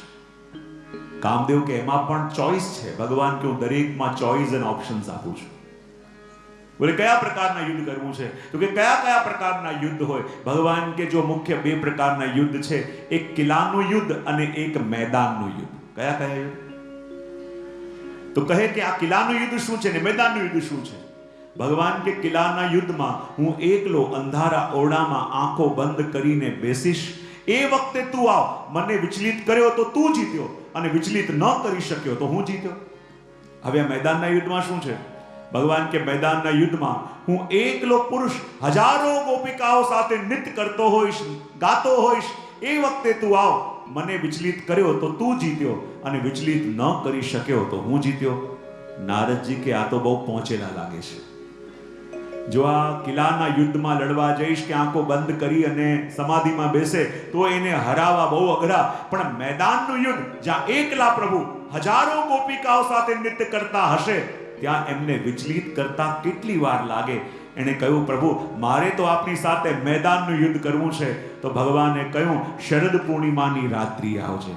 અને કહેવાય કે શરદ પૂર્ણિમાની રાત્રિએ જ્યારે કામદેવ પોતાના ધનુષમાં તીર ચઢાવીને તૈયાર બેઠા હતા કે ક્યારે ભગવાન આવે અને હું ભગવાનને વિચલિત કરું, અને કહેવાય જ્યારે ધનુષમાં તીર ચઢાવીને કામદેવ પ્રતીક્ષા કરતા હતા અને શરદ પૂર્ણિમાની રાત્રિએ હજારો તારાઓની વચ્ચે જેમ ચંદ્રમા પ્રગટે એમ ગોપીઓના મધ્યમાં જ્યારે કૃષ્ણ ચંદ્ર પ્રગટ્યા અને રાસના સમયમાં પ્રભુની એવી શોભા કે કામદેવ પ્રભુની સાથે લડવા આવ્યો હતો, પણ રાસમાં પ્રભુનું સૌંદર્ય જોઈને એ પણ જીરવી ન શક્યો અને મૂર્છિત થઈને ઢળી પડ્યો. અને જે લીલામાં કામદેવની હાર થઈ એને કહેવાય આ રાસલીલા. કહેવાય ને કે આ રાસલીલા શું છે? રસાનામ સમૂહ રાસ, જ્યાં બધા જ રસો ભેગા મળે એને કહેવાય રાસ. અને આ રાસલીલાની અંદર આપણે પ્રવેશ કરવાનો છે અને પ્રવેશ કરીએ છીએ રાસ પંચાધ્યાયમાં. તો જુઓ અહીંયા સુખદેવજી મહારાજ અહીંયાથી આપણને સૌથી પહેલા ક્યાં લઈ જાય? સૌથી પહેલા આપણને ક્યાં લઈ જાય છે? બોલે વૃંદાવનમાં. અને વૃંદાવનમાં દ્રશ્ય બતાવતા કહે ભગવાન પિતા રાત્રે શરદોત્ફુલ્લ મલ્લિકા વિક્ષરંતુ મનશ્ચક્રે યોગ માયામુપાશ્રિતા. જો રાસ પંચાધ્યાયનો પ્રારંભ સુખદેવજી કરે છે તો પહેલો શબ્દ કયો? બોલે ભગવાન. કયો? જરા બોલો તો ખરા, મને ભગવાનનું નામ તો આવે. રાસ પંચાધ્યાયનો પ્રારંભ સુખદેવજી કરે છે ભગવાન શબ્દથી, અને રાસ પંચાધ્યાયનો વિરામ પણ થાય છે ભગવાન શબ્દથી. ભગવાનના નામનો સંપુટ રાસના પ્રારંભમાં અને રાસના વિરામમાં સુખદેવજી મહારાજ કરીને કહે છે કે આ લીલા કોની છે? આ લીલા સાક્ષાત ભગવાનની છે. કે આ રાસની સરિતામાં ઉતરો ને તો એક ક્ષણ માટે પણ ભૂલતા નહીં કે આ લીલા કોઈ સ્ત્રી પુરુષની નહીં, આ લીલા સાક્ષાત ભગવાનની. હું ઘણીવાર મારા પ્રવચનમાં આ પ્રસંગે એક વાત કહેતો હોઉં છું. મને બતાવો, હરિદ્વાર કે ઋષિકેશ ગંગાજીમાં સ્નાન કરવા કેટલા લોકો ગયા છે? માં ડરવાની વાત નથી, હાથ ઉપર રાખો ચાલશે, ખોટું કાંઈ નથી કર્યું. કેટલા નાયા ગંગાજીમાં? બહુ સરસ. હવે જુઓ, જ્યારે તમે ગંગાજીમાં સ્નાન કરવા માટે હરિદ્વાર કે ઋષિકેશ ગયા, તમે ત્યાં જાણો છો કે ગંગાજીનો વેગ એટલો પ્રબળ છે કે ત્યાં જ્યારે સ્નાન કરવા ગયા તો કેવી રીતે ગયા હતા? આમ દોડતા દોડતા આવ્યા અને સીધી ડાઈવ મારી. એવી રીતે મારો તો શું થાય? હા, કોઈ આમ કરે છે, કોઈ આમ કરે છે, કોઈ આ લોકમાં મોકલે છે, કોઈ આ લોકમાં મોકલે છે, કોઈ આમ મોકલ્યા, કોઈ તો આમ કર્યું, ખબર નહીં કયો લોક આવ્યો ત્યાં. તો જ્યારે પણ આપણે ગંગાજીમાં સ્નાન કરવા માટે હરિદ્વાર કે ઋષિકેશ જઈએ, આપણે જાણીએ છીએ કે ત્યાં જલનો પ્રવાહ એટલો પ્રબળ છે કે એમને ઉતરીએ તો અહીંયા ઉતર્યા એ બધા જુએ, પણ ક્યાં નીકળીએ એની ગેરંટી નહીં. તો ત્યાં શું કરેલું હોય છે? સૂચના લખેલી હોય છે કે જ્યારે ગંગાજીના જળમાં ઉતરો તો કિનારામાં બાંધેલી સાંકળને પકડીને રાખજો અને સાંકળને પકડી ગંગાજીમાં ઉતરજો. જો સાંકળ એક ક્ષણ માટે પણ છૂટી તો તમે ફરી કોઈ આમ મોકલ્યા, કોઈ આમ મોકલ્યા. જો સાંકળ છૂટી તો તમે ગયા. તો એવી રીતે રાસનો પ્રારંભ પણ ભગવાન શબ્દથી, વિરામ પણ ભગવાન શબ્દથી આપી સુખદેવજી મહારાજ કહે છે કે આ રાસની સરિતામાં જ્યારે ઉતરો ને તો ભગવાનના નામની સાંકળ એક ક્ષણ માટે પણ છોડશો નહીં. આ જે પણ લીલા છે ભગવાનની છે, અને જો આ ભગવાનના નામની સાંકળ છૂટી તો આ રાસની સરિતામાં ક્યાં તણાઈ જશો એ કોઈને ખબર પણ નહીં પડે. અને એટલા માટે અહીંયા પ્રારંભ કર્યો ભગવાન પિતા રાત્રે. ભગવાન શબ્દથી પ્રારંભ કર્યો. ભગવાન એટલે કોણ? જેની પાસે ધન હોય એને શું કહેવાય? ધનવાન. જેની પાસે જ્ઞાન હોય એને શું કહેવાય? જેની પાસે બુદ્ધિ હોય એને શું કહેવાય? એ જ રીતે જેની પાસે ભગ હોય એને કહેવાય ભગવાન. ભગ કોને કહેવાય? ઐશ્વર્ય, વીર, યશસ્વી, જ્ઞાન, વૈરાગ્ય, આ 6 ધર્મોના સમૂહને કહેવાય ભગ. અને ભગ જેની પાસે હોય એને કહેવાય ભગવાન. ભગવાન કોને કહેવાય? ભગવાન. ભ એટલે આખા જગતનું જે ભરણ પોષણ કરે છે. ગ એટલે આખા જગતને જે ગતિ આપે છે. વ એટલે આખા જગતને જે વરદાન આપે છે. અને ન એટલે જેની ડાયરીમાં ભક્તો માટે ક્યારેય પણ ના નથી, એને કહેવાય ભગવાન. ભરણ પોષણ પણ કરે, ગતિ પણ આપે, ભક્તોને વરદાન પણ આપે, અને જેની પાસે એના ભક્તો માટે ના નથી એને કહેવાય ભગવાન. ભગવાન કોને કહેવાય? જે પંચ મહાભૂતોનો ઉત્કર્ષ કરે એને કહેવાય ભગવાન. પંચ મહાભૂત કોને કહેવાય? 5 એલિમેન્ટ્સ. એ 5 એલિમેન્ટ્સ કયા કયા છે?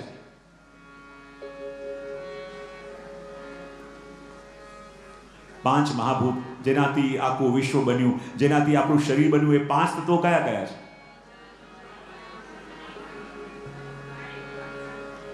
જલ, પાણી, વોટર, પછી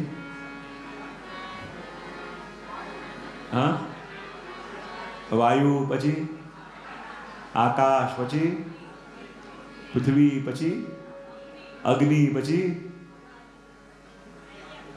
લંડનમાં આશરે છઠ્ઠો પણ કંઈક મળે. પંચ મહાભૂતો.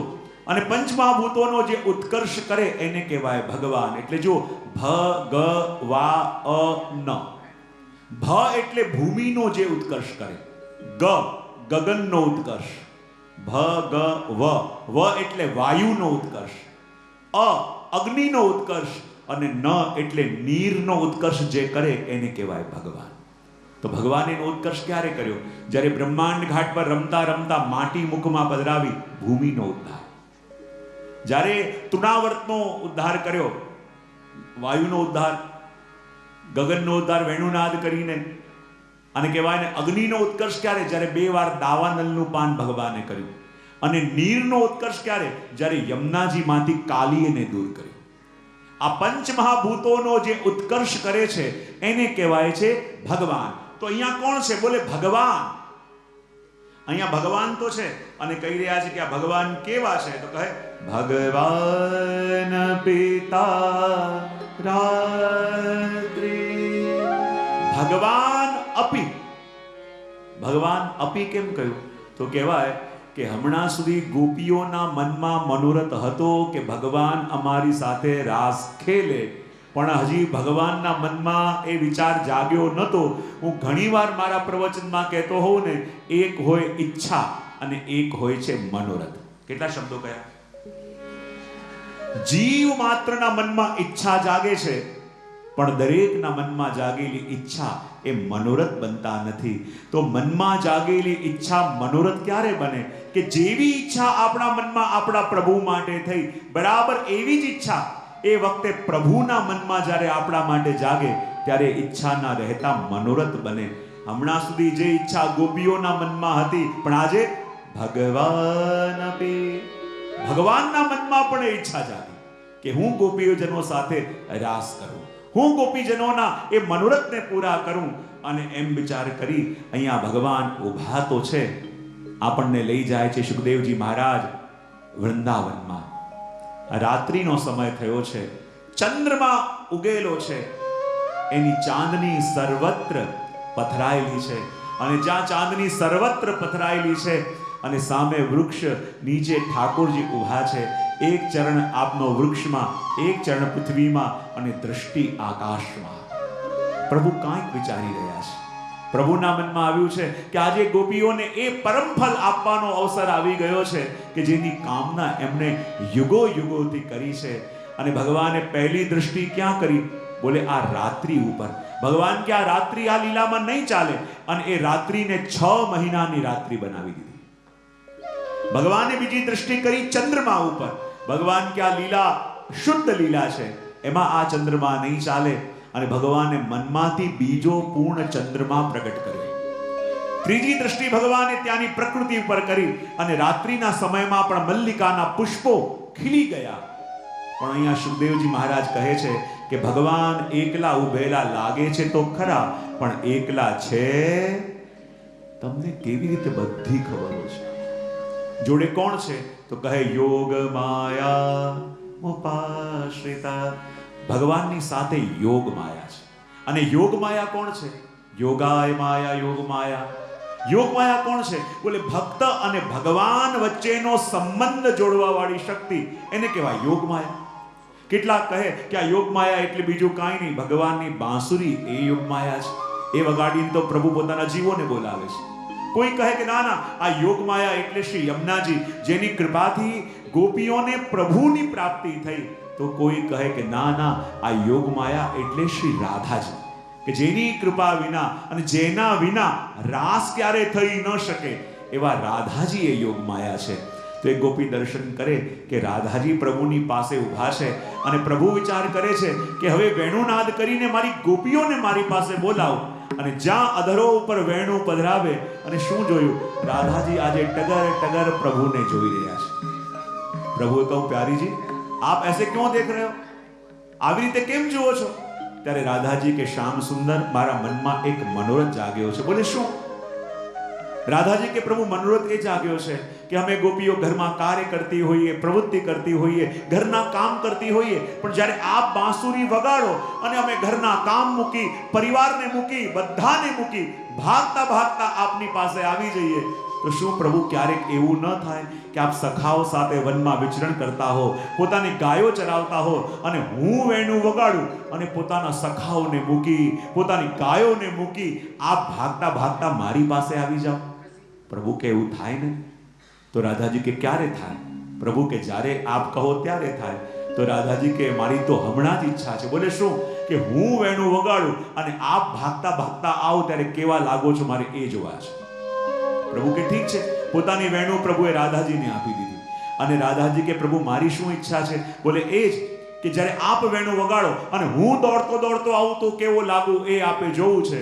તો રાધાજી કે પ્રભુ यदि आपे भागता भागता आवવું હોય તો પહેલા શું કરવું પડે? પ્રભુ કે દૂર જવું પડે. તો રાધાજી કે જાઓ.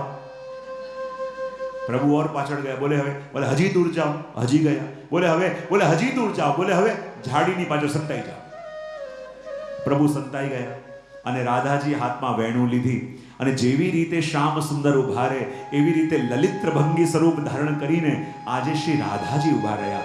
જેવી રીતે વેણું પ્રભુ અધરાર્પિત કરે એવી રીતે રાધાજીએ પોતાના અધરો ઉપર વેણું પધરાઈ અને જ્યાં વેણું વગાડવા જાય પણ વેણું વાગી. તમને બધી સમાચાર કોણ આપે છે? ખરેખર વેણું ના વાગી. પ્રભુ રાધાજી પ્રભુને અવાજ લગાવી, શ્યામ સુંદર પધારો.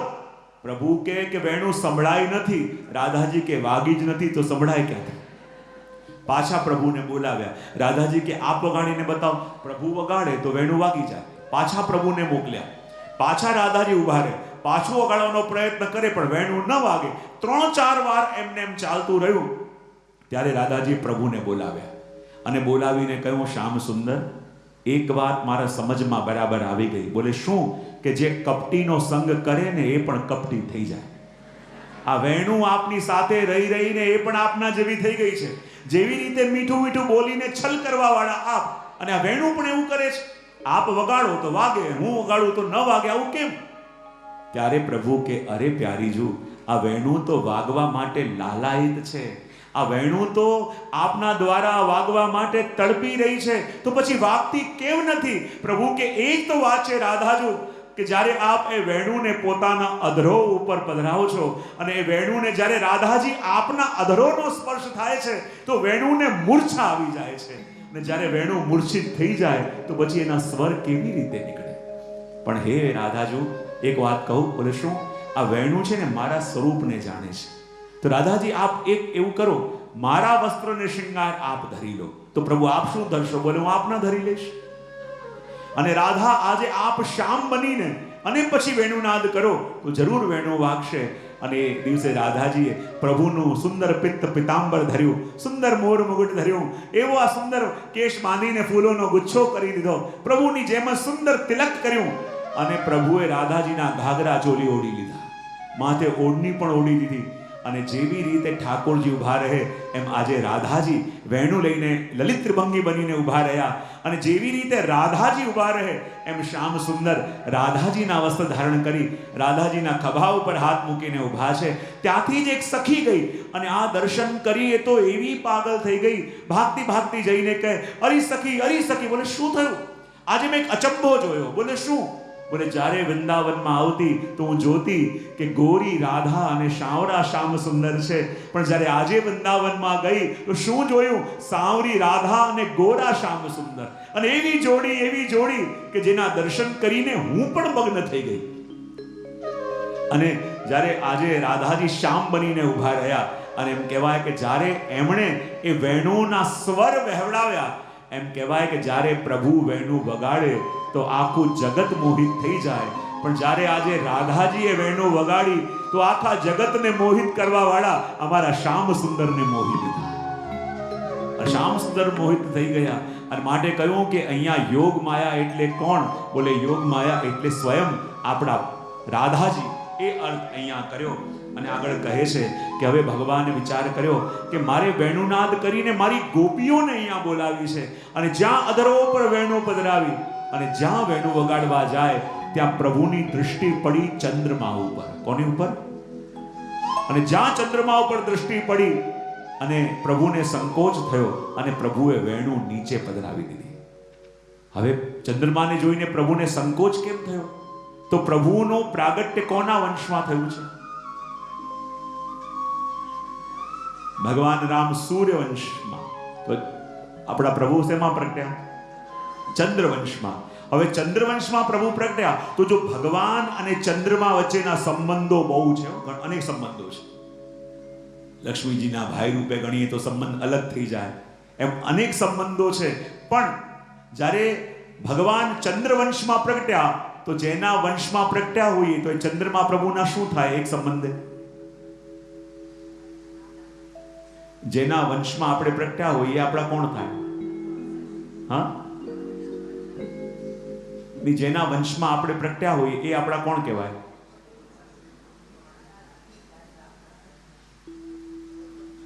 હા, કોણ? પૂર્વજ. પૂર્વજ કહો કે વડીલ કહો, કોઈ બી કહો, બરાબર.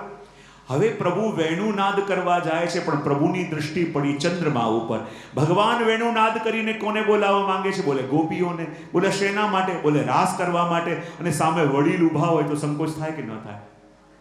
હા, તો પ્રભુને સંકોચ થયો. પ્રભુને સંકોચ થયો તો ચંદ્રમા વિચાર કરે કે હું તો પ્રભુની લીલામાં સહયોગી થવા માટે આવ્યો છું, અને જો મને જોઈને સંકોચ કરશે તો મારું હોવું વ્યર્થ છે. અને હવે સુખદેવજીની વાણી એવી રસાલ થઈ ગઈ. શું વિચાર કરે? તદોડ રાજા કકુભ કરેર મુખમ પ્રાચ્યા વિલિપન્ન અરુણેર શંતમયી. વર્ણન કરતા કહે છે કે એ વખતે સુખદેવજીની વાણી એવી રસાળ થઈ, અને સુખદેવજી વર્ણન કરતા કહે કે અચાનક ચંદ્રમા અદ્રશ્ય થયો, અને પ્રાચી દિશા એટલે કે પૂર્વ દિશા, અને પ્રાચી દિશા એ ચંદ્રમાની પત્ની કહેવાય, અને પૂર્વ દિશામાં ચંદ્રમા ફરી એવી રીતે ઉગ્યો કે ચારો તરફ લાલ લાલીમાં છવાઈ રહી છે. અને એવું લાગી રહ્યું છે કે જાણે ચંદ્રમા પોતાના હસ્તરૂપી કિરણમાં લાલ રંગનું કુમકુમ લઈ પોતાની પત્ની રૂપી પૂર્વ દિશાનું મુખ રંગતા પ્રગટ્યો હોય એવી રીતે આજે ચંદ્રમા પ્રગટ્યો. અને પ્રભુને સંકેત આપી રહ્યો છે કે પ્રભુ મેં શરૂઆત કરી છે તો હવે આપ સંકોચ કરતા નહીં. અને ભગવાન જ્યારે અધરો ઉપર વેણુ પધરાવીને અને હવે વેણુનાદ કરી રહ્યા છે તો સૌથી પહેલા અનન્ય પૂર્વા ગોપીજનો કે જે વિવાહ કુમારિકાઓ છે એને પ્રભુ વેણુનાદ કરીને બોલાવી રહ્યા છે. અને સુખદેવજી મહારાજ વર્ણન કરે કે જ્યારે વેણુના સ્વર દૂર સુધી ગોપીઓ સુધી પહોંચ્યા. કોઈ ઘરમાં કામ કરે છે, કોઈ ઘરની પ્રવૃત્તિ કરે છે, કોઈ ઘરમાં બીજા કામ કરી રહી છે, પણ જ્યાં વેણુના દરેકને સંભળાયો, દરેકને એવું લાગ્યું કે ભગવાન અમારું નામ લઈને અમને બોલાવી રહ્યા છે. અને ગોપીઓને થયું કે અમારા જેવા તો ભગવાન પાસે હજારો છે, પણ પ્રભુ તો અમારા એક છે, અને એમણે આજે મારું નામ લઈને બોલાવ્યું. એ કહે પ્રભુ ઉભા રહેજો, હું હમણાં આવી રહી છું. અને જેવી અવસ્થામાં હતી એવી અવસ્થામાં ઘરથી ભાગતી ભાગતી પ્રભુને મળવા જઈ રહી છે. એવું લાગી રહ્યું છે કે એક એક ઘરમાંથી એક એક સરિતા માનો રસ સાગરને મળવા જતા હોય એવું દ્રશ્ય વચમાં લાગી રહ્યું છે. અને ગોપીઓ કહે છે, સુખદેવજી કહે છે, ભગવાને વેણુનાદ કરીને સૌથી પહેલા શું કર્યું? ગોપીઓનું સૌથી કિંમતી એવું એમનું મન ચોરી લીધું. અને જ્યારે કોઈ મન ચોરી લે ત્યારે શું થાય? હું ઘણી વાર કહું ને કે તમે બધા કોઈ પરિવારના લોકો ડ્રોઈંગ રૂમમાં બેઠા હોય, ટીવી જોતા હોય, અને અચાનક કોઈ ચોર આવે અને ડ્રોઈંગ રૂમમાંથી કંઈ કિંમતી વસ્તુ ઉપાડીને દોડે અને ઘરનું એક વ્યક્તિ જોઈ જાય અને બૂમ પાડે, ચોર ચોર, પકડો પકડો પકડો, તો ઘરના બીજા બધા મેમ્બર શું કરશે? ફરી એકવાર, બધા પરિવારજનો ડ્રોઈંગ રૂમમાં બેસીને ટીવી જોતા હોય, અચાનક કોઈ ચોર આવે અને કોઈ કિંમતી વસ્તુ ઉપાડીને ભાગે અને કોઈ એક વ્યક્તિ જોઈ ગયો અને બૂમ પાડે, ચોર ચોર, પકડો પકડો પકડો, તો ઘરના બીજા બધા મેમ્બર શું કરશે? ટીવીની ચેનલ ચેન્જ કરશે કે અપશુગન થયા તો ચેનલ ચેન્જ કરો? શું કરશે? ક્યાં ભાગશે? ચોરને પકડવા. શાના માટે? કે ચા તો પીને જાઓ. શેના માટે?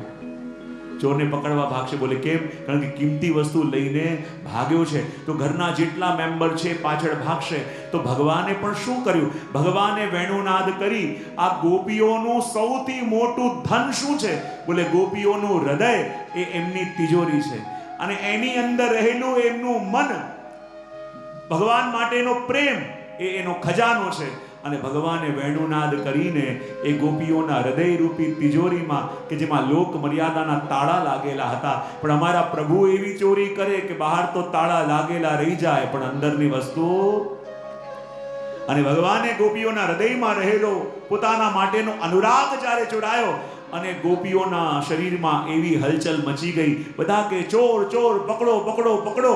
અને મન ચોરાવીને ભાગવા વાળા પ્રભુને પકડવા માટે ગોપીઓની ઇન્દ્રિયો પણ ભાગી, ગોપીઓનું ચિત્ત પણ ભાગ્યું, ગોપીઓની આત્મા પણ દોડી કે મારા પ્રભુ ક્યાંક પધારી ન જાય. અને આગળ આગળ ભગવાન ચાલી રહ્યા છે અને પાછળ પાછળ બધી ગોપીઓ આવી રહી છે. અને સુદાસજી વર્ણન કરે ને કે જ્યારે ભગવાન વૃંદાવનમાં આજે વેણુ વગાડી રહ્યા છે તો કોણ કોણ સાંભળી રહ્યું છે, કેવું લાગી રહ્યું છે, એનું વર્ણન કરતા સુદાસજી કહી રહ્યા છે, बांसुरी बजाए आज रंग सो मुरारे, बांसुरी बजाए आज रंग सो मुरारे, बांसुरी बजाए आज रंग सो मुरारे, बांसुरी बजाए आज रंग सो मुरारे, बांसुरी बजाए आज रंग सो मुरारे, बांसुरी बजाए रंग सो मुरारे, बांसुरी बजाए आज रंग सो मुरारे.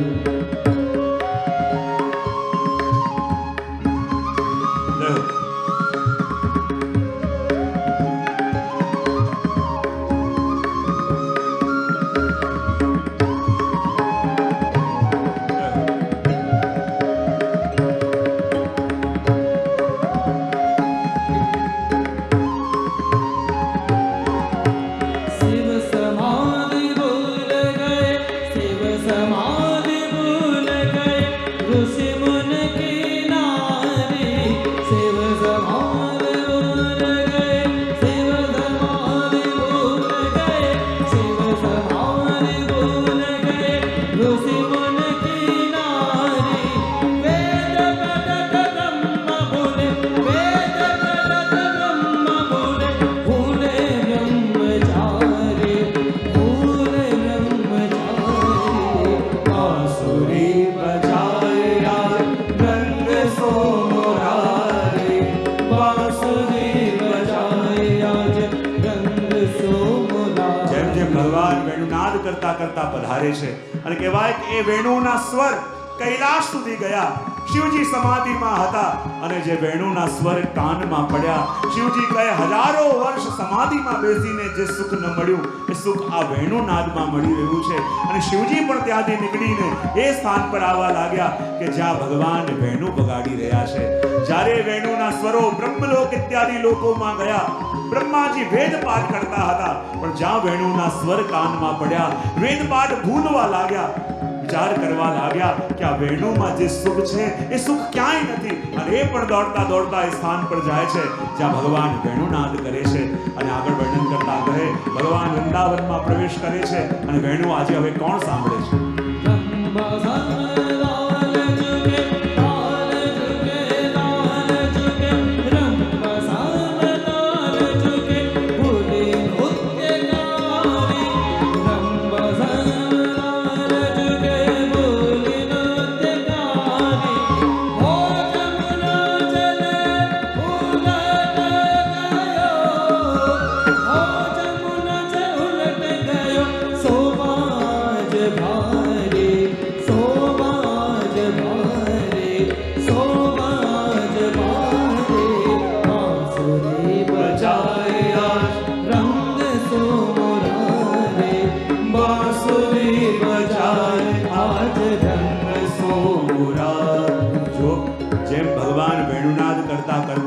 હવે વૃંદાવનમાં શ્રી યમુનાજીના તટ પર આવ્યા અને જ્યાં યમુનાજી આમ વહી રહ્યા છે અને પ્રભુ વેણુનાદ કરતા કરતા આમ જઈ રહ્યા છે અને જ્યાં વેણુના સ્વર સંભળાયા શ્રી યમુનાજીના જલમાં હિલોર ઉઠવા લાગ્યા અને યમુનાજી પણ પોતાની ગતિ ભૂલીને જ્યાં ઠાકોરજી જાય એમ યમુનાજી પણ ઉલટી દિશામાં વહેવા લાગ્યા. ક્યારેક ઠાકોરજી 4 ડગલા આગળ ચાલે, 4 ડગલા પાછળ, અને યમુનાજી પણ થોડા આગળ વધે, પાછા આવે. ક્યારેક ઠાકોરજી વેણુનાદ કરતા કરતા આમ આમ ડોલે અને યમુનાજીના જલમાં પણ આમ આમ હિલોર ઉઠવા લાગે. માનો યમુનાજીને પણ એવા મોહી લીધા છે. જેમ જેમ ઠાકોરજી વેણુનાદ કરતા આગળ ચાલે, યમુનાજી આગળ વહે, પાછળ 4 ડગલા પ્રભુ આવે, યમુનાજી આવે, આમ આમ ઠાકોરજી હલે, યમુનાજીના જલમાં હિલોર ઉઠે. અને આગળ વર્ણન કરતા કહે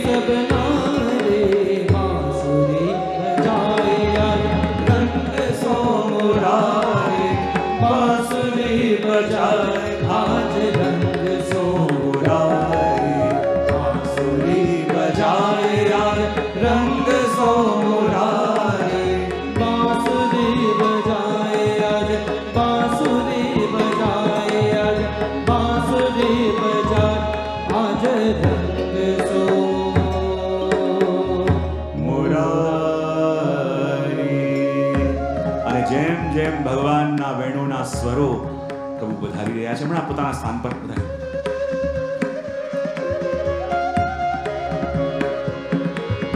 વૃંદાવન બંસી બાજી તીન લોક પ્યારી, વૃંદાવન બંસી બાજી તીન લોક પ્યારી, ગ્વાલ બાલ મગન ભય, ગ્વાલ બાલ મગન ભય, ब्रज की सब नारे, ब्रज की सब नारे, बांसुरी बजाए आज रंग सोरारे, बांसुरी बजाए आज, बांसुरी बजाए आज, बांसुरी बजाए आज रंग सोरारे. અને કહેવાય ને કે જેમ જેમ ભગવાનની બાંસુરીના સ્વર સંભળાય અને ગોપીઓની અંદર એવો વેગ આવી ગયો કે જાણે કોઈ સુકાયેલી નદી હોય, વહેવાનું ભૂલી ગઈ હોય, પણ અચાનક એમાં પૂર આવે અને એવું સામર્થ્ય આવી જાય છે કે કિનારામાં ઉગેલા વૃક્ષોને પણ જોડે વહેવડાઈને લઈ જાય.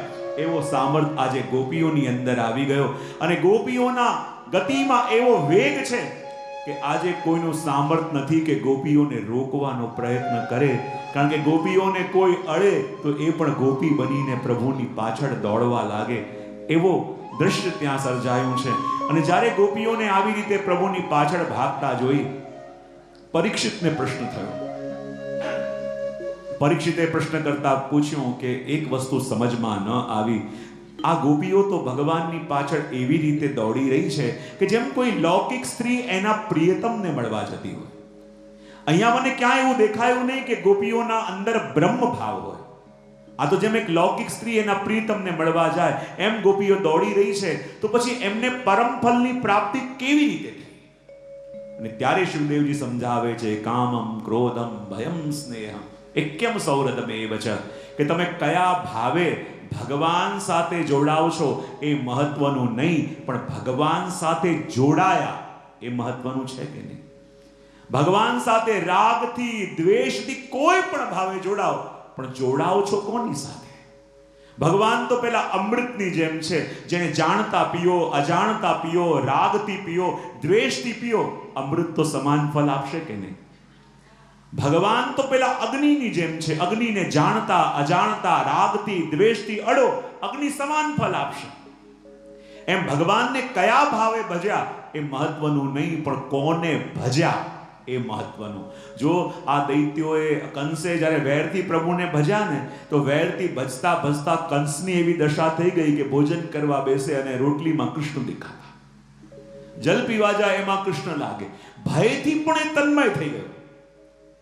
અને ઘણીવાર તો આપણને લાગે ને કે જો આ પ્રભુને પ્રેમ કરવા વાળા ગોપીઓ, એમને રડવું એ પડે, તડપવું એ પડે, વનમાં ભટકવું એ પડે, પણ આ જેટલા દૈત્ય છે, જેવી પૂતના આવી ઉદ્ધાર, અઘાસુર આવ્યો ઉદ્ધાર, બકાસુર આવ્યો ઉદ્ધાર. કોઈ કહે કે આ સમજમાં નથી આવતું કે પ્રેમ કરવા વાળાને તો ભગવાન રડાવે પણ છે, તડપાવે પણ છે, અને આ વેર કરવા વાળા જેવા આવ્યા ને આવીને ઉદ્ધાર, આવું કેમ? તો ઘણીવાર આપણે લૌકિકમાં પણ જોઈએ ને, જેને પ્રેમ કરતા હોઈએ 24 કલાક એનું સ્મરણ થાય કે ન થાય, પણ જેની જોડે આજકાલ આડું ચાલતું હોય, જેની જોડે આમ તળને ફળ કરીને બેઠા હોઈએ ને, હમણાં ક્યાં ગયો હશે, શું કરતો હશે, ક્યાં ગયા છે, 24 કલાક એ ચિંતન ચાલે છે કે નહીં? ઘણીવાર પ્રેમ કરવા વાળાનું 24 કલાક સ્મરણ ન થાય, જેની જોડે વેર બાંધીને બેઠા હોઈએ ને એનું સ્મરણ વધારે થતું. અને આ દૈત્યો એવા હતા કે વેરમાં પણ પ્રભુનું ચિંતન કરતા કરતા પ્રભુમય થયા. અને એટલા માટે તો આ ગોપીઓને પરમ ફલની પ્રાપ્તિ થઈ. અને કહેવાય ને કે જ્યારે ગોપીઓ ભાગતી ભાગતી ભગવાન પાસે આવી રહી છે, અમારા નંદદાસજી વાતનું વર્ણન કરતા કહે છે કે ભગવાન વૃંદાવનમાં એકલા ઊભા છે અને ગોપીઓ ભાગતી ભાગતી પ્રભુની પાસે આવી રહી છે. કેવું લાગે છે કે ચારો તરફ ઝાડીઓ, ચારો તરફ અંધારું, અને ઝાડીઓની વચ્ચેથી એક એક ગોપી પ્રગટી રહી છે અને ભગવાન ટગર ટગર એને જોઈ રહ્યા છે. નંદદાસજી કહે છે કે એક એક ગોપીનું મુખ એ અંધારી ઝાડીમાંથી એવી રીતે પ્રગટી રહ્યું છે કે જાણે જલથી ભરેલો શ્યામ વાદળ હટે અને પાછળ છુપેલો પૂર્ણિમાનો ચંદ્ર જેમ પ્રગટે, એમ એક એક અંધારી ઝાડી રૂપી વાદળના પાછળથી ગોપીઓનું મુખ ચંદ્ર પ્રગટી રહ્યું છે. અને ભગવાન ટગર ટગર ગોપીઓનું મુખ પોતાના નેત્રો દ્વારા જોઈ રહ્યા છે. અને કેવું લાગી રહ્યું છે? મારા નંદાસજી કહે કે આ જગતમાં ચંદ્રમાં એક છે અને એને જોવા વાળા ચકોર અનેક છે, પણ આજે તો જુઓ કેવી લીલા કે પ્રભુના નેત્રરૂપી ચકોર એક અને ગોપીઓના મુખરૂપી ચંદ્રમા અનેક. આજે અનેક ચંદ્રમાઓને એક ચકોર ટગર ટગર જોઈ રહ્યો છે. અને જ્યારે ગોપીઓ આવી તો એમની ગતિ એટલી પ્રબળ હતી, એટલી પ્રબળ હતી, ભગવાને વિચાર્યું કે મારે કંઈક એવું કહેવું પડશે કે ગોપીઓની ગતિ અટકે, વરના જે રીતે દોડીને આવી રહી છે ને, ભગવાનને લાગ્યું સીધી આવીને મારી આત્મામાં સમાઈ જશે. ભગવાન કહ્યું કંઈક એવું કહેવું પડશે કે ગોપીઓની ગતિ અટકે. અને ભગવાન વિચારે છે કે જે ફલ આપવા માટે મેં આમને અહીં બોલાવ્યા છે એ ફલ પામવા માટે આ અધિકારી છે કે નહીં? હું ઘણીવાર મારા પ્રવચનમાં કહું છું ને કે આધ્યાત્મિક જગતનું સૌથી મોટું યુનિવર્સલ સિદ્ધાંત શું છે કે જે દિવસે જે વસ્તુના યોગ્ય આપણે થઈ જઈએ ને, એ વસ્તુ ગમે ત્યાંથી આપણને મળ્યા વિના રહેતી નથી. અને હજી વસ્તુ મળે નહીં ને તો પ્રભુને ફરિયાદ ન કરીએ એમ માનીએ હજી પાત્રતા નથી આવી. આ દુનિયામાં તમે જે વસ્તુના યોગ્ય થઈ જાઓ એ વસ્તુ ગમે ત્યાંથી તમને મળ્યા વિના રહી ન શકે, અને હજી ન મળે તેમ માનો હજી પાત્રતા નથી આવી. એ કુંભાર પણ જ્યારે ઘડો બનાવે અને ઘડો બન્યા પછી શું એમાં સીધું પાણી ભરાય?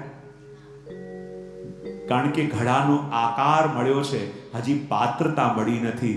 એને અગ્નિમાં તપાવવું પડે. અગ્નિમાં તપે ત્યારે પાત્રતા આવે, અને પાત્રતા જ્યારે આવે ત્યારે એમાં આવેલો રસ એ ટકે છે. તો એમ ભગવાન વિચાર કરે આ ગોપીઓ આવી રહી છે, પણ જરા એમની પરીક્ષા કરવી જોઈએ. આપણને લાગે કે પરીક્ષા ભગવાન જે પોતાના હોય એની જ કેમ કરતા હોય છે. ઘણીવાર આપણે પણ જીવનમાં પરીક્ષા થાય તો એમ બોલતા હોઈએ ભગવાન બહુ પરીક્ષા લે છે. બોલે છે કે નહીં? હા કે ના તો પાડો. જ્યારે આપણે બોલતા હોઈએ કે ભગવાન બહુ પરીક્ષા લે છે, તો એક વાત એમ વિચાર કરો કે તમે ચાલતા ચાલતા જતા હો, રસ્તામાં કોઈ પણ સ્કૂલ આવે, આપણને એમ વિચાર ક્યારે આવ્યો છે આ સરસ સ્કૂલ લાગે, ચલો આપણે અહીંયા એક્ઝામ આપતા આવીએ. એમ એક્ઝામ અપાય છે? એક્ઝામ ક્યારે મળે આપી શકો કે જ્યારે તમે એના વિદ્યાર્થી બનો અને એ તમને વિદ્યાર્થી રૂપે સ્વીકારે, તમે ત્યારે પરીક્ષા આપી શકો. તો જ્યારે આપણે એમ કહેતા હોઈએ છે કે ભગવાન પરીક્ષા લઈ રહ્યા છે, તો એ કેમ ભૂલી જઈએ છે કે આપણી પરીક્ષા લેવા માટે ભગવાને આપણને એમના વિદ્યાર્થી તો માન્યા, આપણને એના સ્ટુડન્ટ માન્યા તો પરીક્ષા લે. આ દુનિયામાં હર કોઈની પરીક્ષા ન લઈ લેવાય. અને જ્યારે આપણને વિદ્યાર્થી માન્યા તો ગ્રેસિંગ માર્ક આપીને પાસ કરવા વાળા પણ આપણા પ્રભુ જ છે. કૃપા ગુણ આપીને પાસ કરવા વાળા પણ એ પ્રભુ જ છે. પણ ઘણીવાર આપણને લાગે કે આટલા બધા છે, પ્રભુને કોઈ દેખાતા નથી. જ્યારે પરીક્ષા લેવી હોય ત્યારે પ્રભુ મનમાં બોલી લેવાનું, અમારી સાથે જ આવું કેમ કરે છે, અમારી પરીક્ષા કેમ લે છે, આટલા બધા છે એમાંથી અમે જ પ્રભુને દેખાઈએ છે. તો માનવાનું તમે કોઈ પણ દુકાનમાં જાઓ, દુકાનમાં હજારો વસ્તુ પડી હોય, પણ એમાંથી તમે સૌથી વધારે પરીક્ષા કોની લો છો? કે જેના ઉપર તમારી દૃષ્ટિ ઠરી છે અને જે વસ્તુ તમે ઘરે લઈને આવવાના છો એ જ વસ્તુને સૌથી વધારે ચેક કરો છો કે નહીં? તમને એમ લાગતું હશે કે દુનિયામાં હજારો લોકો છે, પણ પ્રભુ સૌથી વધારે મારી પરીક્ષા કેમ કરે છે? તો માની લેજો ભલે હજારો લોકો કેમ ના હોય, પણ પ્રભુની દૃષ્ટિ તમારા ઉપર ઠરી છે. અરે બજારમાં માટલું લેવા જઈએ તો પણ ઠોકી ઠોકીને લઈએ છે કે નહીં, કે ફૂટેલું ના આવે. તો જ્યારે એક જીવને પ્રભુ અપનાવે તો એનો પરીક્ષા કરવાનો અધિકાર છે કે નહીં? અને જો પરીક્ષા પણ આપણે ત્યાં છે ને શૃણખંડને ન્યાય છે કે જ્યારે એક થાંભલો હોય, થાંભલાને તમારે માટીમાં વધારે ઊંડો રોપવો હોય ને તો એને આમ હલાવવામાં આવે. આપણને લાગે હલાવે છે કેમ? આ હલાવે છે વિચલિત કરવા માટે નહીં, અંદર ઓર દ્રઢ કરવા માટે. તો એમ ભગવાન પણ જ્યારે પરીક્ષા લે છે ને તો એ પરીક્ષા શાના માટે લે છે? સૌથી પહેલા તો જેને પરીક્ષા લેવાના યોગ્ય માને, જેની અંદર પરીક્ષા આપવાની ત્રેવડ હોય ને એને પરીક્ષા પ્રભુ લે. અને જો આપણને આપણી કેપેસિટી ખબર નથી હોતી, પણ પ્રભુને ખબર હોય છે કે આના ધૈર્યની કેપેસિટી કેટલી છે. અને પ્રભુ ક્યારેય પણ આપણી કેપેસિટીથી વધારે પરીક્ષા લેતા નથી. અને પરીક્ષા વધારે થતી લાગે ને તો માનવાનું હજી આપણી પૂરી કેપેસિટીની આપણને ખબર નથી, પણ પ્રભુ આપણને રિયલાઇઝ કરાવી રહ્યા છે કે આપણી કેપેસિટી કેટલી છે. અને એટલા માટે અહીંયા ભગવાન પણ વિચાર કરે કે જરા જોવું તો ખરા, જે ફળની પ્રાપ્તિ મારે આપવી છે ગોપીઓ યોગ્ય છે કે નહીં? કારણ કે પાત્રતા હોય અને પરીક્ષા આપવાની ક્ષમતા હોય ને તો પરીક્ષા અપાય. જેની અંદર ક્ષમતા ન હોય એની પરીક્ષા પણ શું લેવી? અને એટલા માટે કહેવાય ને, ઘણી વાર વિનોદમાં કહેતો હોઉં છું કે એક વ્યક્તિ બહુ દુઃખી હતો અને સારા જ્યોતિષના જાણકાર એની પાસે ગયો અને કહે કે બહુ તકલીફો ચાલે છે. શું બોલે? તારે શનિની દશા ચાલે છે, તમારે શું કરવું જોઈએ? બોલે તું કંઈક શનિના જપ કરાવી લે, થોડી શાંતિ થાય. કે એનો કેટલો ખર્ચો થાય? બોલે થોડા બ્રાહ્મણોને બોલાવી કરી તો 11,000 જેવું થાય. બોલે એટલા તો પૈસા મારી પાસે નથી. ચલ તારું હિત ચાહું છું ને, ચલ ખર્ચો હું કરીશ, તને 5,000 માં આવી દી, કારણ કે દક્ષિણા તારે આપવી પડશે, એ વિના તારે વિધિ ફળશે નહીં. 5,000 માં. પેલો કે 5,000 મારી પાસે છે નહીં. પેલો કે ચલ 2,500 માં. બોલો કે 2,500 મારી પાસે નથી. પેલો કે ચલ 1100 તો આપ, એમાં થઈ જશે. બોલે 1100 નથી મારી પાસે. બોલે 501, બોલે એ નથી. પેલો કે ચલ 101 રૂપિયા, બોલે એટલાય મારી પાસે નથી. પેલો કે દક્ષિણા વિના તને વિધિ પડશે નહીં. ચલ તને કહું છું 11 રૂપિયા તો આ, બાકી બધો ખર્ચો હું ભોગવીશ. બોલે 11 રૂપિયા નથી. પેલો કે 1.25 રૂપિયો તો આપ. બોલો 1.25 રૂપિયો નથી. ત્યારે જ્યોતિષે કહ્યું કે 1.25 રૂપિયો નથી તો ભાઈ જલસા કર, શનિદેવે તારું શું બગાડી લેવાનું છે? તારી પાસે બગાડવાનું કંઈક હોય તો કંઈક બગાડ. બગાડવાનું કંઈક છે નહીં, કોઈ બગાડીને બગાડે શું? તો એ પરીક્ષા પણ કોની લેવાય? જેની પાસે પરીક્ષા આપવાની ત્રેવડ હોય. અને જ્યાં ગોપીઓ ભાગતી ભાગતી ભગવાન પાસે આવી તો 10 શ્લોકોની અંદર ભગવાને ગોપીઓની પરીક્ષા કરી છે. અને કહેવાય કે આ 10 શ્લોક છે ને એ કૂટ શ્લોકો છે, દ્વિઅર્થી છે. અને દ્વિઅર્થી વાણી પ્રભુ એટલે બોલે છે કે રસશાસ્ત્રમાં યદિ નાયક વક્રવાણી બોલવા વાળો હોય તો રસની ઉત્પત્તિ થાય. એ ભાવે જ્યારે ગોપીઓ ભાગતી ભાગતી આવી તો ભગવાન એમનું સ્વાગત કરતા કહેવા લાગ્યા, સ્વાગતમ વો મહાભાગા પ્રિયમ કિમ કરવાણિ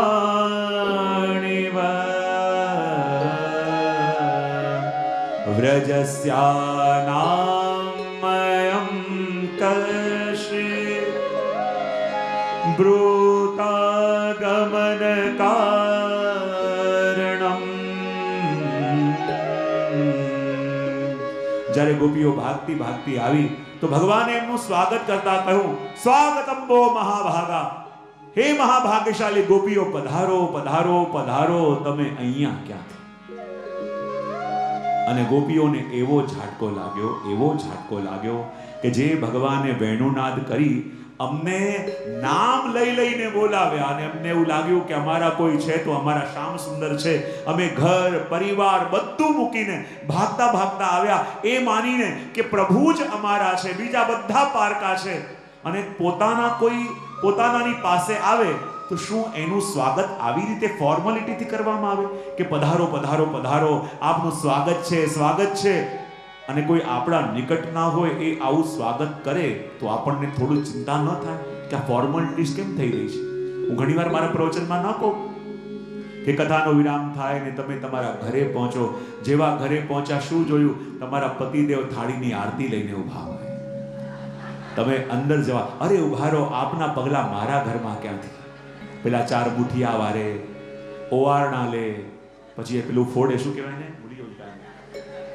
ટચાકડા જ કહેવાય, બીજું કંઈક કહેવાય. હા, દુખણા. એ ફોડે એને દુખણા કે લે એને? આ શું કહેવાય? અને પેલું ફોડે ટચાકડા. ટચાકિયા જેવી હોય. તમારા પતિદેવ થાળીની આરતી લઈને ઊભા હોય, 4 મુઠિયા વારે, પેલા દુખણા લે, ટચાકડા ફોડે. તમે અંદર આવવાનો પ્રયત્ન કરો, ઊભા રહો. ભાગતા ભાગતા જાય, કંકુની થાળી લઈને આવે, આગળ પધરાવે, કહે આમાં તમારા ચરણ પધારો અને પછી મારા ઘરમાં પધારો. યદિ આવું સ્વાગત થાય તો તમને આનંદ થાય કે ટેન્શન થવા લાગે આજે કયો બોમ્બ ફૂટવાનો છે? આનંદ થાય કે ચિંતા થવા લાગે? જ્યાં પોતાના નિકટના હોય, જ્યાં આત્મીયતા હોય, ત્યાં આવી ઔપચારિકતાઓ જોઈએ તો સામેવાળાને આનંદ ન થાય, ચિંતા થાય. અને ભગવાન કહે છે, સ્વાગતમ વો મહાભાગા, એ મહાભાગ્યશાળી ગોપીઓ, પધારો પધારો પધારો. ભગવાન વ્યંગમાં કહે છે, એક અર્થમાં તો કહે છે સ્વાગતમ વો મહાભાગા, હે મહાભાગ્યશાળી ગોપીઓ પધારો. અને બીજા અર્થમાં કહે છે, હે ગોપીઓ, તમે ભાગા નહીં, તમે મહાભાગા છો. તમે ભાગ્યશાળી નહીં, તમે મહાભાગ્યશાળી છો. બોલે કેમ? જે પોતાના પ્રયત્નથી મારા સુધી આવે એ ભાગા, અને જે પોતાના પ્રયત્ન અને મારી કૃપાથી મારા સુધી આવે એ મહાભાગા. ગોપીઓ, તમે મહાભાગા એટલા માટે છો કારણ કે તમે માત્ર તમારા પ્રયત્નથી નહીં, મારી કૃપાથી મારા સુધી આવ્યા છો. અને અમારા પ્રભુનો એક શોખ છે અને એક સ્વભાવ છે. કહી દઉં થોડું? કહી દઉં? અમારા પ્રભુનો એક શોખ છે. શું? પહેલા તો એવું કંઈ બોલીને થોડો ઘાવ આપે, અને જ્યાં સામે જુએ કે થોડો ઘાયલ દેખાય છે તો પ્રભુને બહુ જ ઈચ્છા થાય. બોલે શું? થોડું મીઠું પણ ભભરાવી દો. અને જ્યાં પહેલા તો ગોપીઓને કહ્યું સ્વાગતમ વો મહાભાગા, અને એવો ઘાવ થયો અને એટલું ઓછું લાગ્યું, ત્યાં પ્રભુ કહે પ્રિય કેમ કરવાની વા, હું તમારા માટે શું કરી શકું છું, અહીંયા કેમ આવી છું, મારા કંઈક કામ હતું.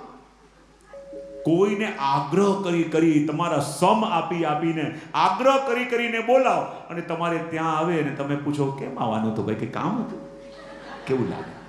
એક તો ગોપીઓ કે અમે તમારા ઘરમાં બહુ આનંદથી હતી, આપે વેણુનાદ કરી અમારું નામ લઈ અમને ખેંચીને બોલાવ્યા અને આવ્યા તો પૂછી રહ્યા છો પ્રિય કેમ કરવાની વા, હું તમારા માટે શું કરી શકું એમ છો. ભગવાન કહે છે કે જો ગોપીઓ તમે અહીંયા મારી કામના લઈને આવી છો તો ઊભા રહેજો, પણ મારાથી કંઈ કામના લઈને આવી છો તો વજમાં પાછા જજો. ભગવાન કહે છે કે બતાવો ગોપીઓ તમારા આવવાનું પ્રયોજન શું છે. ભગવાન કે આ 3 કારણ હોય તો લોકો મારી પાસે આવે છે, આ 3માંથી કોઈ કારણ ન હોય તો મારી પાસે કોઈ આવવા તૈયાર નથી. પૂછે કયા 3 કારણ? યા તો દુઃખની નિવૃત્તિ કરવી હોય, બીજું સુખની પ્રાપ્તિ કરવી હોય, અને ત્રીજું એવી કોઈ દુર્લભ વસ્તુ છે જે મળી નથી રહી એ મેળવવી હોય તો લોકો મારી પાસે આવે છે. અને આ 3માંથી કોઈ કારણ ન હોય તો મારી પાસે કોઈ આવવા તૈયાર. જોઈ લો. તો બતાવો ગોપીઓ દુઃખની નિવૃત્તિ કરવી છે? બોલે ના. સુખની પ્રાપ્તિ કરવી છે? બોલે ના. યા એવી કોઈ દુર્લભ વસ્તુ છે જે મળી નથી રહી એ મેળવવી છે? શા માટે આવી છે? ભગવાન કહે છે કે વજસ્યાનામ અયમ કશ્ચિત ભૂતાગમન કારણમ, વજમાંથી તમે વનમાં કેમ આવી છો, કારણ બતાવો. અને કારણ પૂછે છે અને ગોપીઓને લાગે એક તો પોતે વેણુનાદ કરીને બોલાવે, અમે બધું મૂકીને આવ્યા અને પૂછે છે કે કારણ શું છે અહીંયા આવવાનું. ગોપીઓ એકબીજાના ચહેરા જોવા લાગી કે પ્રિયતમ મળ્યા છે એ પણ કેવા ટેડા મળ્યા છે. બધા દેવી દેવતા જુઓ કેવા સીધા ઉભેલા દેખાય, પણ આપણા પ્રભુ ક્યાંય સીધા દેખાય નહીં. ગ્રીવા પણ ટેડી, કમરથી પણ ટેડા, ચરણ પણ ટેડા, મોર પંખ પણ ટેડું, વાતો પણ આપની ટેડી, બાંકે કો સભી બાંકો. અને ટેડા હોય એને સીધી વાત સમજમાં આવે, પણ પ્રસંગ બી આવે છે ને કોઈ પૂછ્યું કે પ્રભુ આપ ટેડા કેમ છો, તો પ્રભુ કે ટેડો એટલા માટે છું કે દિવાલમાં એક ખિલ્લી નાખો, ખિલ્લી અંદર જતી રહે, એને ખેંચો તો બહાર નીકળી પણ જાય, પણ અંદર ગયા પછી જો ખિલ્લી ટેડી થઈ જાય તો લાખ ખેંચવાનો પ્રયત્ન કરો એ નીકળે નહીં. એમ ભગવાન કે હું જ્યારે ભક્તોને મળું ને તો સીધો સાધો થઈને મળું છું, અને મને સીધો માનીને મારા ભક્તો જ્યારે એમના હૃદયમાં પધરાવે તો અંદર જઈને એવો ટેડો થઈ જાઉં, લાખ કાઢવાનો પ્રયત્ન કરે એના હૃદયમાંથી ક્યારે જાઉં નહીં, એટલે ટેડો છું. તો અહીંયા ગોપીઓ કહે છે કે યદી તલવાર ટેડી હોય તો એના માટે મ્યાન કેવી જોઈએ? ટેડી જોઈએ ને. તો ગોપીઓ કહે આ પ્રભુને સીધી વાતો સમજમાં નહીં આવે, એટલે ગોપીઓ કે પ્રભુ અમે કંઈ આપને મળવા નથી આવ્યા, આ તો આવી સુંદર ચાંદની રાત્રિ હતી, અમને લાગ્યું કે આવી સુંદર ચાંદની રાત્રિ છે તો વૃંદાવનમાં વિચરણ કરવા માટે જઈએ, અને અમે વૃંદાવનમાં વિચરણ કરવા માટે આવ્યા અને આપ સામે મળી ગયા. આ ખાલી કોઇન્સિડન્સ છે, દર્શન કરવા નથી આવ્યા. ભગવાન કે ખાલી આવ્યા છો અને મળ્યા, પણ જાણો છો આ રાત્રિ કેવી છે? બોલે કેવી?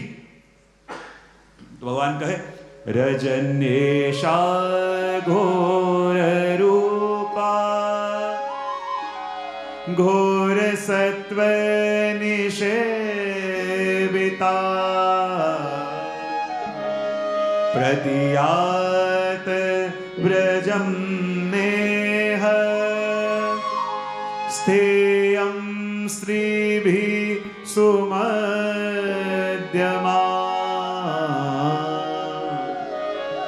ભગવાન કે ગોપીઓ તમે કહી રહ્યા છો કે રાત્રિમાં વિચરણ કરવા નીકળ્યા છો, પણ જાણો છો આ રાત્રિ કેવી છે? બોલે કેવી છે?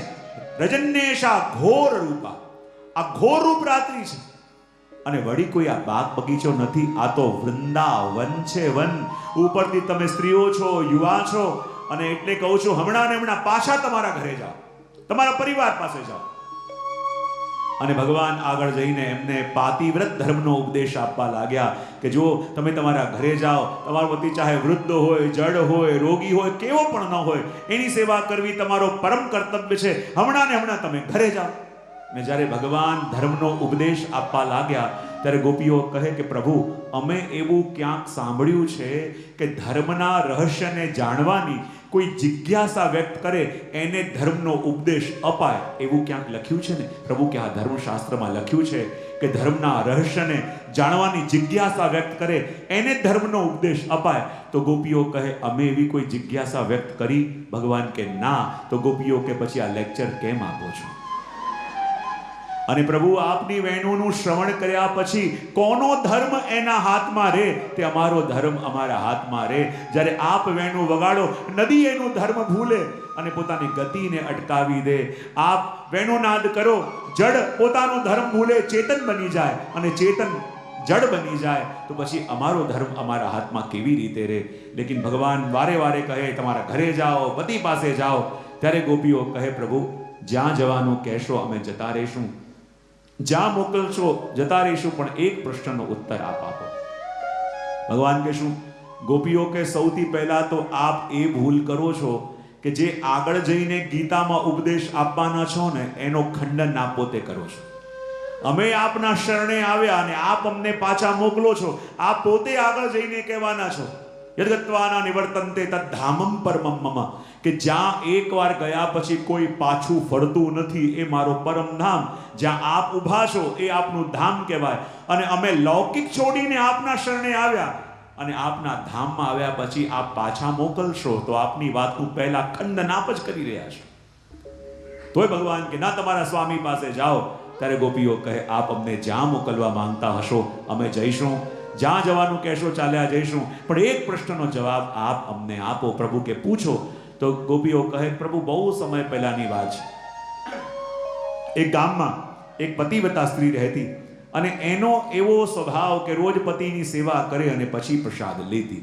અહીંયા સુધી કે 3-4 દિવસ માટે એનો પતિ ક્યાંક બહાર ગામ જાય તો એ ભૂખી રહેતી પણ ભોજન ન કરે. હવે કોઈ કારણવશ એના પતિને 8-10 મહિના માટે બહારગામ જવાનું થયું. જોડે લઈ જઈ શકાય એવી વ્યવસ્થા હતી નહીં અને મૂકીને જાય તો ભૂખી મરી જશે, તો કરવું શું? તો એના પતિએ એક યુક્તિ કરી. જોડે લઈ જઈ શકાય એમ છે નહીં, અહીંયા ભૂખી તરસી મરી જશે તો શું થશે? તો શું કરવું?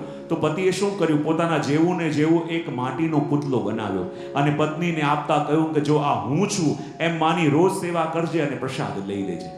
અને પછી એના રોજનો ક્રમ, રોજ પેલા માટીના પતિની સેવા કરે અને પ્રસાદ લેવા બેસે. ગોપીઓ કહે પ્રભુ હવે ધ્યાનથી સાંભળજો. પ્રભુ એલર્ટ થયા. ગોપી કહે પ્રભુ રોજના નિયમ પ્રમાણે આજે પેલી સ્ત્રી પેલા માટીના પતિની પૂજા કરવા જતી હતી, ત્યાં જ દ્વાર ઉપર એનો સાચો પતિ આવ્યો. હવે બતાવો પ્રભુ પેલી સ્ત્રી પહેલા ક્યાં જાય? જો માટીના પતિ પાસે ન જાય તો પતિની આજ્ઞાનું ઉલ્લંઘન થાય. કહીને ગયા હતા રોજ સેવા કરજે, અને સાચા પતિ પાસે ન જાય તો એની અવજ્ઞા થાય. તો બતાવો પ્રભુ પહેલા એ સ્ત્રી ક્યાં જશે? ભગવાન કે માં વિચારવાનું શું? જ્યારે એનો સાચો પતિ આવી ગયો તો માટીના પુતલા પાસે શા માટે જાય? ગોપીઓ કહે પ્રભુ અમે પણ આપને એ જ તો સમજાવવા માંગીએ છીએ. અમારા સાચા સ્વામી તો આપ છો. જેની પાસે આપ મોકલવા માંગો છો એ તો માટીનો દેહ છે અને માટીમાં જ મળવાનો છે. તો પછી આપને છોડીને અમે ક્યાં જઈએ?